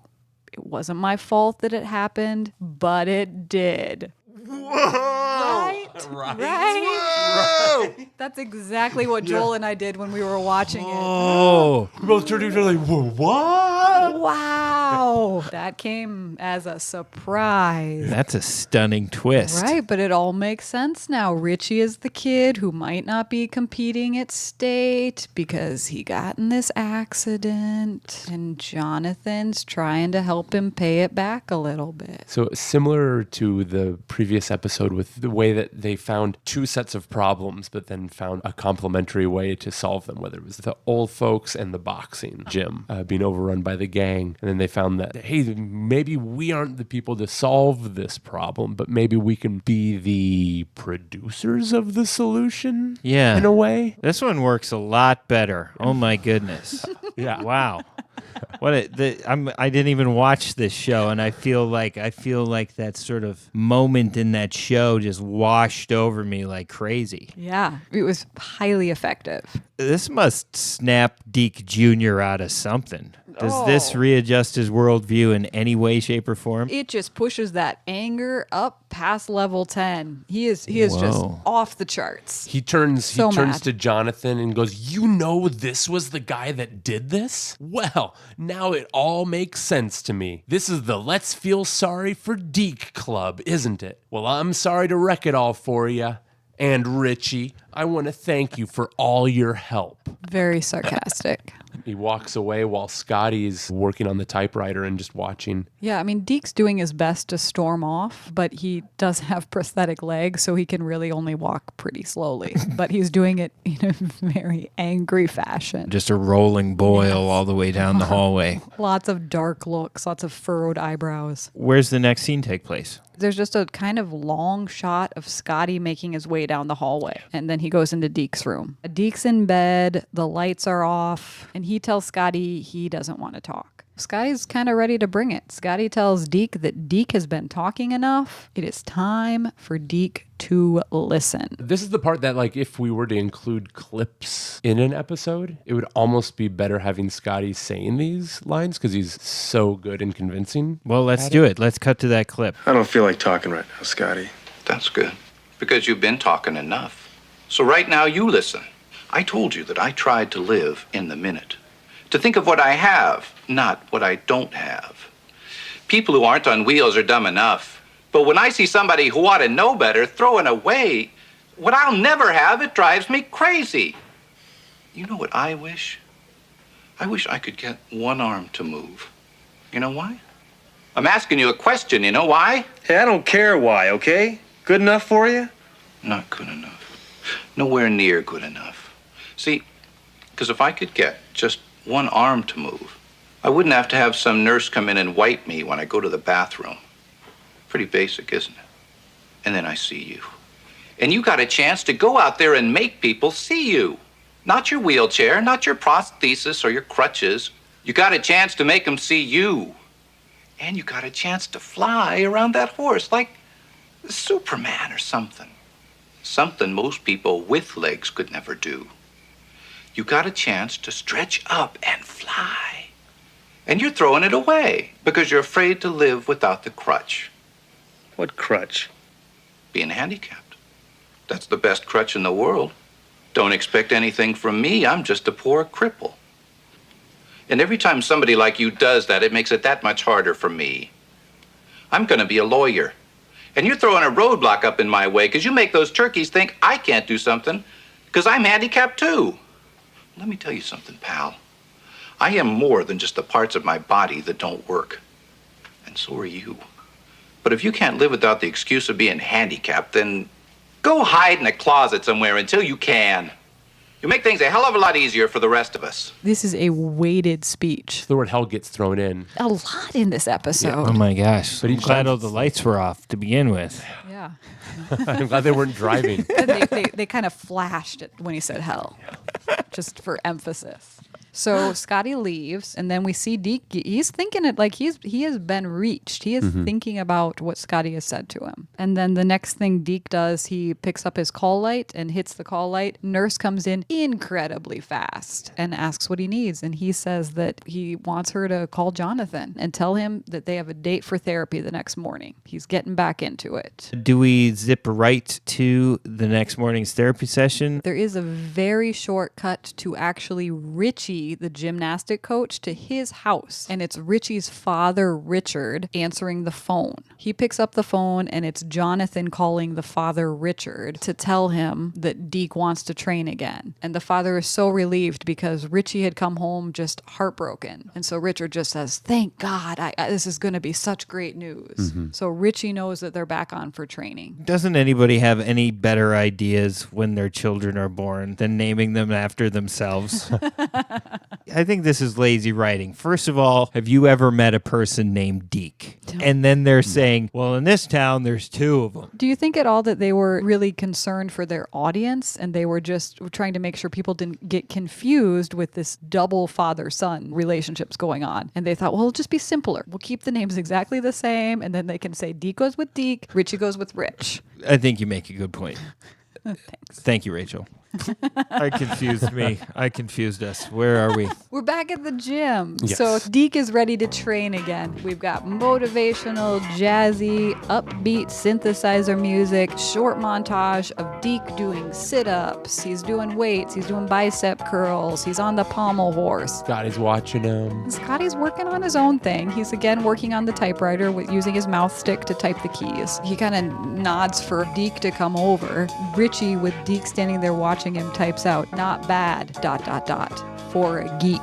And Deke and Scotty laugh. Making friends. Yeah. We're back on track. So now we cut ahead and it's nighttime and they're outside. Scotty's sitting out there by himself and John comes up to him and is just like, hey, what's wrong? Don't you have your big test? Don't you have your big law exam tomorrow with the bar? And he does say, it's 2:00 in the morning, Scotty. Again, Jonathan is just lurking overnight. So Michael Landon's lurking like a vampire at the hospital at 2 a.m. Yeah. That's fine, I guess. Looking for someone with heartache or negative But emotions. Scotty did need someone to talk to. He did. And he tells him that he feels obligated to other folks who are injured, who have injuries. He feels obligated not to fail, not just for himself, but for them. Scotty has, I believe, the bar exam tomorrow. So Correct. this is the final, are you going to pass the bar and be a lawyer? If I fail, I'm failing not just me, but I'm failing all of them. He's placing a lot on himself. And Jonathan does say, oh, come on, Scotty, this is tough enough without carrying other people on your shoulders. Scotty says, what do I do if I don't pass? I'm not like everybody else. John says, funny, that's what I thought you were trying to prove. Which is pretty much what he was saying to Deke, is that people with a disability should be treated like they're everyone else. And yet here's Scotty taking on all of the disabled world onto his shoulders, doesn't know what he's going to do if he doesn't pass his exam. Scotty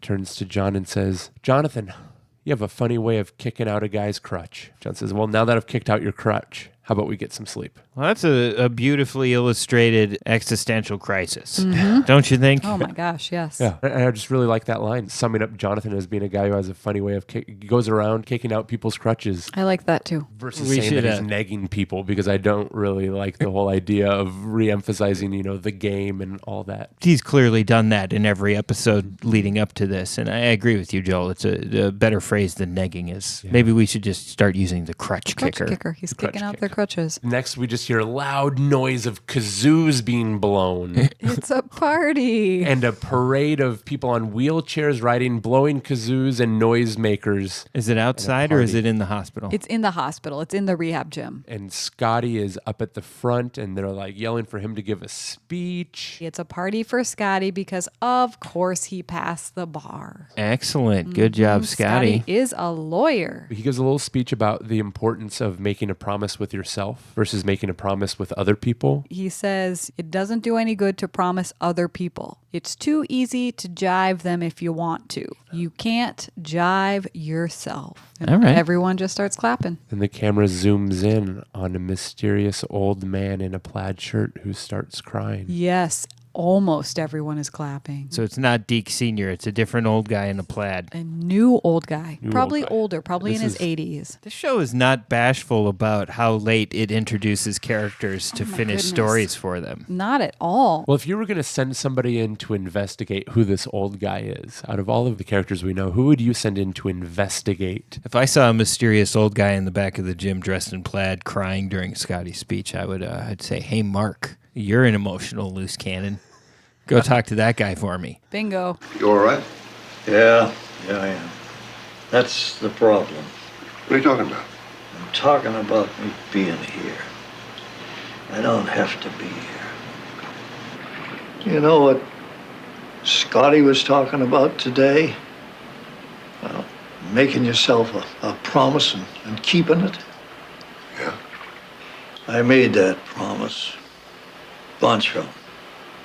But I never kept it. What was it? To stop pretending that I had to be here. And to call my son and tell him I was ready to go home. I've been ready a long time. His son said that, you can come home and stay with me, but he's afraid about going home because his son is going to have to take care of him. He's not ready to face that. So Mark kicks his crutch and says, at your age, do you think he needs the toughest dad on the block? Do you think he's walking around saying, my dad can beat up your dad? No, that'd be crazy. But you took care of him and helped bring him around. And how'd that make you feel? It made you feel great, right? Why are you denying this from your son? This is his chance to feel that from you. He convinces him to go and call his son. Then we quickly see Mac on the phone, and he hangs up the phone, and he turns to Mark and he says, my son told me to get my butt home. My son needs his father. Aw. Lots of talking about the father in this episode and the challenges that go along with it in various ways. Okay, Mark showed up for work that day. Yeah, Mark does good in this episode. That interaction certainly went a lot better than his last talk with Satan's helpers. We are all capable of change, and Mark is showing us that. At this point, how many episodes have dealt with aging and getting older and the struggles that go along with that? This is the third or fourth, at least. That Easily. You've got to know your audience. And I think Michael Landon knows his audience. I know that this show has been referred to, I think, by both of you as a show that you remember grandparents watching. I personally don't associate it with that so much. But Michael Landon having come off a very family-oriented show like Little House on the Prairie, this does not surprise me at all that there's a portrayal of the many layers of a family. Right. I mean, that was the model that brought success to the previous show, so bring it into this one. So this guy is not necessarily related directly to Scotty? No, actually, this older gentleman, Mac, is apparently related to nobody. Mm-hmm. They made the choice to do this little 5-minute interstitial scene. I don't know if the idea is to showcase Mark's changing, just to get another chance to talk about the father-son dynamic. One thing they do really well in this episode is somehow manage to tell people what they don't want to hear and speak the truth, but in a way that rather than alienating their audience, actually changes their audience's perspective. I want to figure out how to do that because that's happening throughout the episode. So that old guy isn't related to anybody, but had a very cathartic storyline for that scene. Yep. So where are we back with our A story? We're at Eleanor's house. Eleanor's house. And the doorbell rings. Eleanor answers the door, and it's Jonathan. And I do want to note that he is dressed all in denim. He's got jeans, and he's rocking the denim shirt. Top to bottom denim. He's looking good. No belt. Wow. Confident. No one wears a belt in this wearing a episode. belt. I didn't wear a belt today because of these episodes. That's a good show of solidarity, Joel. Eleanor answers the door, and it's Jonathan. And Jonathan is there to tell Eleanor that Deke wants a second chance. He's changed. I mean, Eleanor is hesitant. She's just not sure she wants to go back and get hurt all over again. We give away our heart, but then the wolves attack. But then a bigger heart grows back. I like that saying. So Eleanor takes about I do like that saying. That is a nice saying. The whole thing is we grew up believing good wins over bad, so you gave away your heart, but the wolves attack. What song is that from, Joel? It's by Cloud Cult. Shout out to Cloud Cult. Whoop. As you were saying, Rachel. So she needs about 10 seconds to think about it, and then she agrees to go back and see Deke. Okay, so she really likes Deke still. She likes Deke still. Of course she does. We saw Deke at his absolute worst, which was pretty bad. He was also pretty grumpy at the beginning, and she was into it then. Yeah, he's also pretty hot, so. And she's gotten to know the family as well. So the next thing we see is Eleanor is walking back into Deke's room. Deke is standing up next to the bed, and he's actually packing a bag. So it looks like he is packing up to go home. He's wearing a very low low-cut purple and red plaid button-down shirt with really wide lapels, almost like what would be on a suit coat, and it buttons like just above the nipple. It sounds very strange. Hairless. Naturally. If Victor French ever takes off his shirt, there's grass on the field, isn't there? Oh, yeah. We'll see. There's got to be. So maybe the Highway to Heaven universe isn't totally hairless torsos across the board. Maybe there are exceptions. So far, it's all hairless. If you're handsome, you're hairless. Yeah. According to this show. Well, that's a tough beauty standard, guys. Tell me about it. Guys, I don't even remember what's going on the television Deke's show room. anymore. He's packing to go home. Eleanor comes in and he apologizes. He apologizes to her. He says it wasn't true what I said about me not being able to run away from you. And then Eleanor says, well, actually, it was true. She's like, there's a little something to it. You were the first boy who couldn't run away from me. So it's like, okay, things are forgiven. Well, that's sweet. An apology goes a long way. It's nice of Deke Jr. to be, man enough to do so. We've seen him go through quite an emotional journey, so we have to imagine that was not an easy thing to do. Does Eleanor escort Deke out of the hospital? Do they leave together? They're getting back to normal pretty quickly following that apology, talking about Deke being excited to go home, but he's a little worried about seeing his dad. We find out that Deke is competing in a gymnastics meet on Friday. Oh, excellent. Yeah, he's actually going to be competing in the same meet that Richie is. Also, prom is coming up. Mm-hmm. And he asks Eleanor to teach him to dance. Didn't Eleanor say that she didn't like dancing? Right. So why... This is all backwards. She's like, why do you want to learn how to dance? And he's like, well, I'd like to learn to dance in case we wanted to ever go to the prom or something. They are dancing at this point. While Deke says there's not much else to do at the prom, Eleanor says, did you just ask me to prom? Then they both smile really close at each other. It gets a little weird. Then it looks like he's whispering into her mouth. So we actually watched we watched this scene The camera starts multiple pulling times. back. He starts whispering into her mouth. Well, the camera's pulling back and also panning to the side a little bit, and their heads are moving from her head on his shoulder, sort of lining up for kiss position, and he looks like he's leaning in, but the camera angle is such that it's actually obscuring the faces to the extent that we couldn't tell what was happening. We were both stuck in a question of, did they actually just kiss, or did they just speak really closely to each other? It was hard to tell. Because it's like he puckers up to kiss her, but the last we see of her mouth, it's like open wide. Maybe she was going for the tongue tornado move, and he was going for like a peck on the cheek.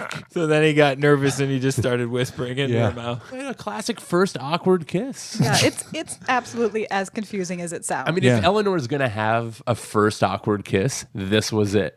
So now we are at Deke Dad Sr.'s hotel room. What does good old Deke Sr. have to say from his vantage point atop his despair tower at the motel? Well, you know who's actually gone to talk to Dad Senior Deke again is Mark. Mark is actually there just to remind him that his son has a gymnastics meet tomorrow. And he's basically telling him, you're going to be there, right? Well, like his son, though, he's packing up to leave. Whatever it is, make it quick. I'm in the middle of packing. I got a flight out tomorrow. Your son's meets tomorrow. Yeah, I know. And you're not going to be there. Yeah, well, this trip came up, and you gotta go. Well, what do I want to be there for? He's just going to go out there and be a freak show for those people, you know? A crippled gymnast. Yeah, just a freak show. He's going out there because he thinks you don't want anything to do with him unless he's a winner. Well, he's not going to be a winner anymore. You think I don't want that for him? I'd give anything to give him back his legs. But your son doesn't want your pity. He wants you. He needs to think he can still amount to something, and he needs you to be in his corner to tell him he's right. Yeah, well, if that's what he needs, I'm the last person in the world to hold up as a shining example, because I never amounted to a hill of beans. I'm just a working stiff who never made it. You're his old man, idiot.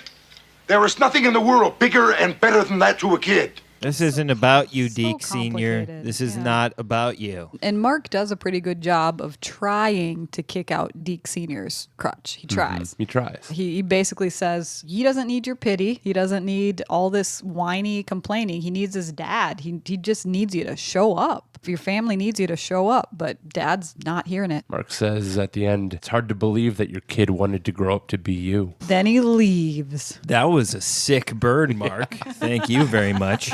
I'll have to use that one on one of my enemies.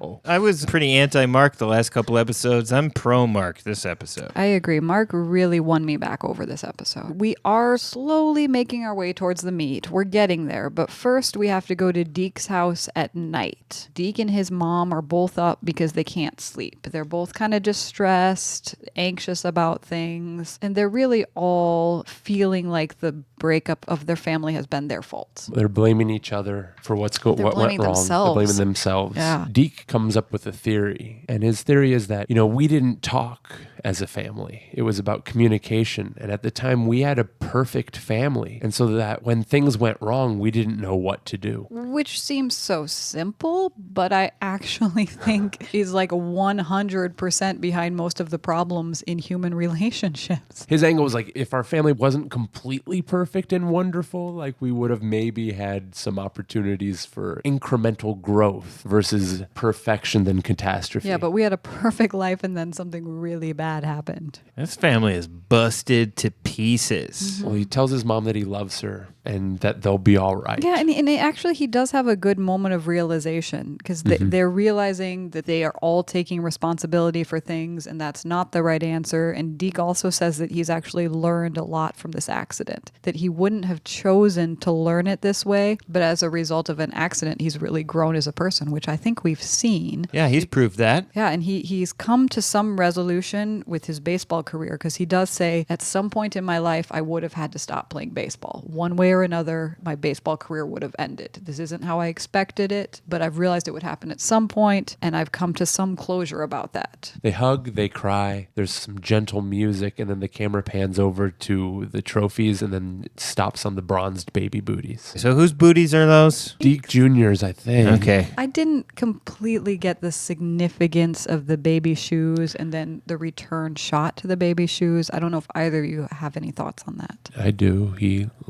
lost his feet. Oh, duh. Oh, my gosh.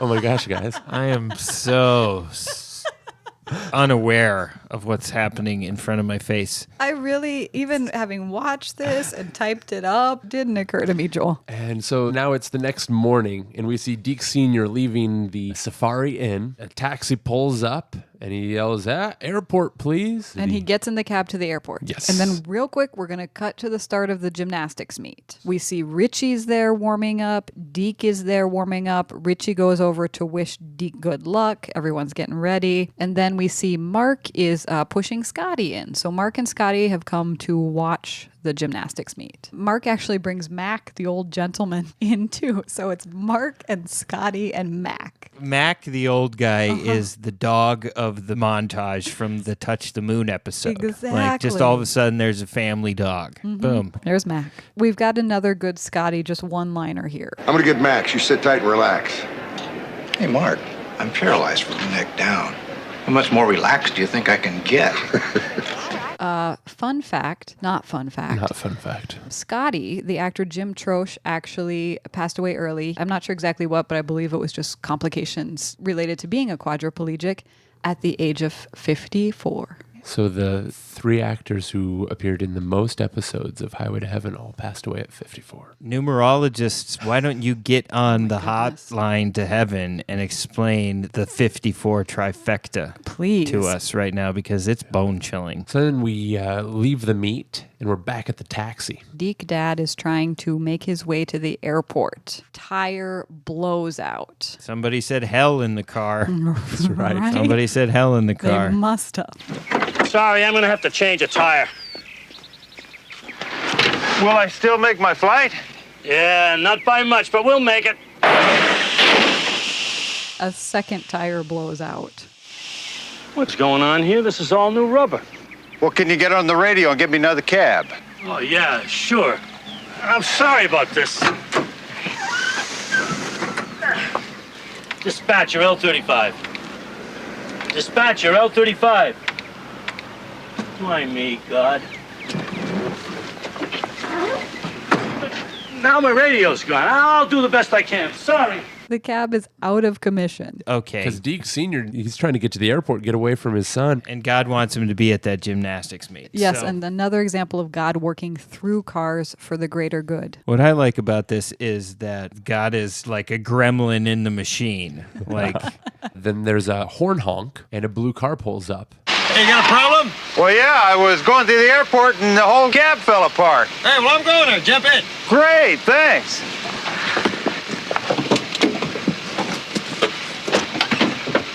Boy, you couldn't have come along at a better time. Yeah. Must be your lucky day.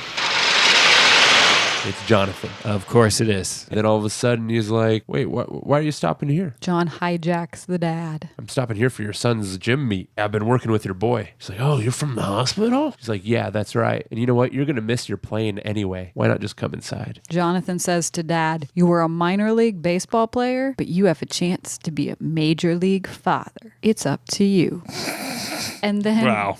Jonathan just gets out of the car. He just leaves him sitting in the car. I'll be inside with your boy. Yeah. So we're at the meetup. We are at the gymnastics meet. We hear Deke's name get announced. He's going to be up next. Dad walks in, goes up to sit with his family in the bleachers. And Eleanor's there too. Deke goes up to the pommel horse and begins his pommel horse routine. Well, he does great. And there's a montage, happy pommel horse, good performance music going, shots of everybody in the crowd watching, smiling. Dad is like so Stirred. impressed. Everything's just going great. He's finally achieved something in competition. He's come so far. And now he's doing something that most of those people who were watching him couldn't do themselves. Right. And they're really happy for him. And he falls off. He hits the hits ground hard. Yeah. hard. Harder than he did at the clinic. Yeah, Oh, yeah. way harder. Way harder. Nobody knows how to react. They thought he was dead.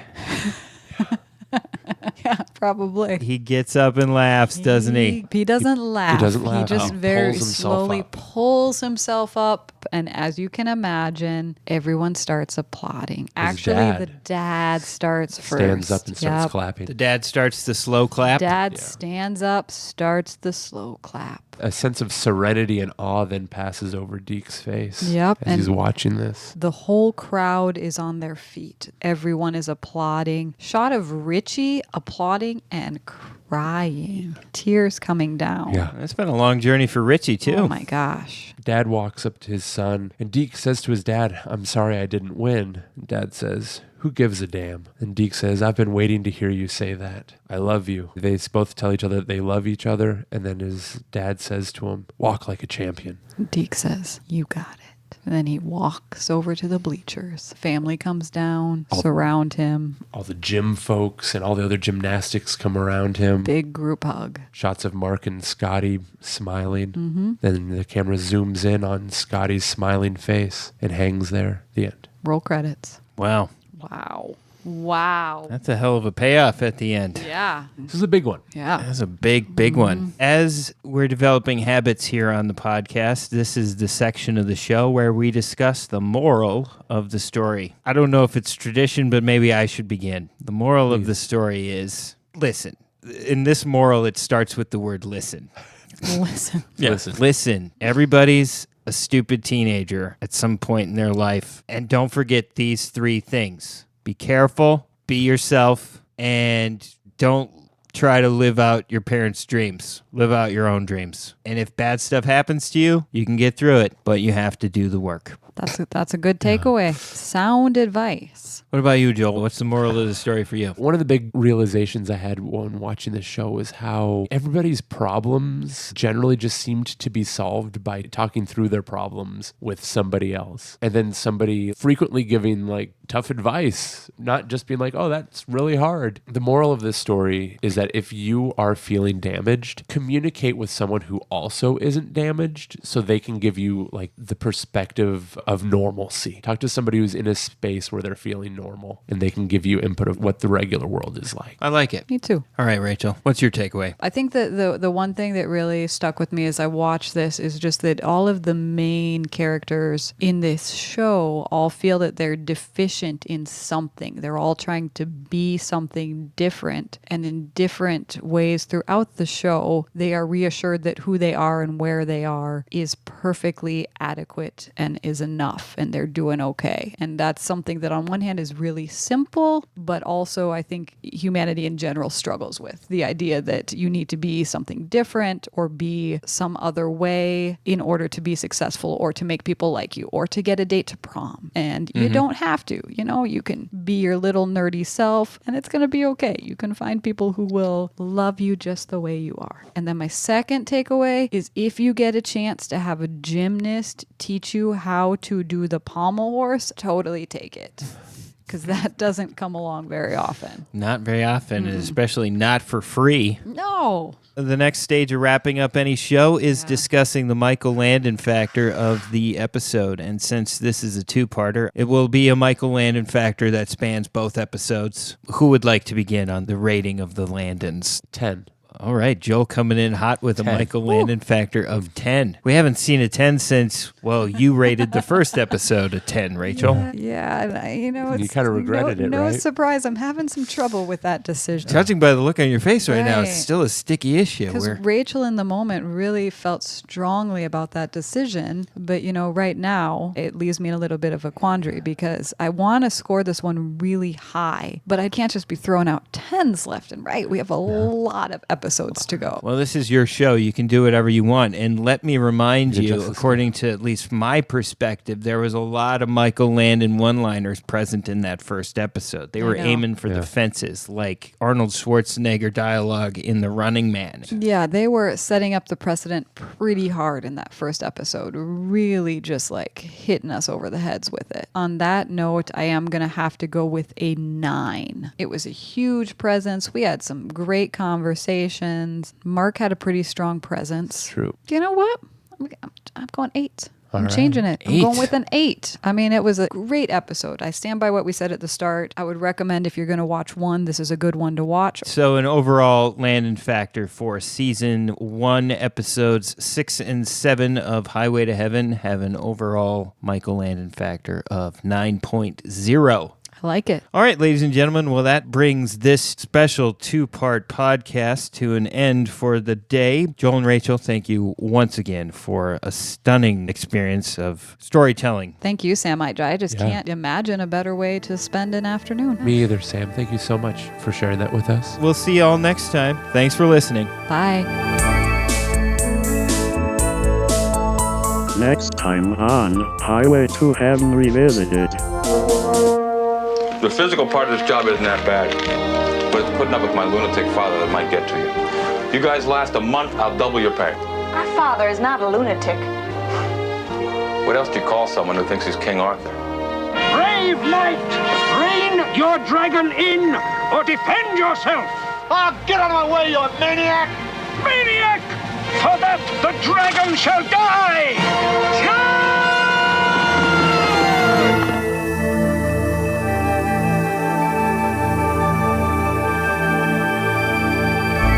Highway to Heaven Revisited is the galaxy's only podcast offering a comprehensive view of Michael Landon's classic 1980s television series, Highway to Heaven. Do you want to watch along with Rachel and Joel? Highway to Heaven is streaming almost anywhere. Check your favorite streaming platform to see if it is available. Please follow Highway to Heaven Revisited on Instagram. That's at Highway to Heaven Revisited. Do you have a question or comment for the hosts or moderator? Call the hotline to heaven. The number is 612-356-2495. That number again is 612-FLOW-BIZ-5. Your message might be played on the show. Or send the show an email at highwaytoheavenrevisited@gmail.com. Your message might be featured on the show. If you have time, please rate and review Highway to Heaven Revisited on iTunes. If you like this podcast, please share it with a friend. Theme music composed by Brian Just. Thank you for listening, and be sure to join the gang for the next episode. Highway to Heaven Revisited is a Channel 3 TV production.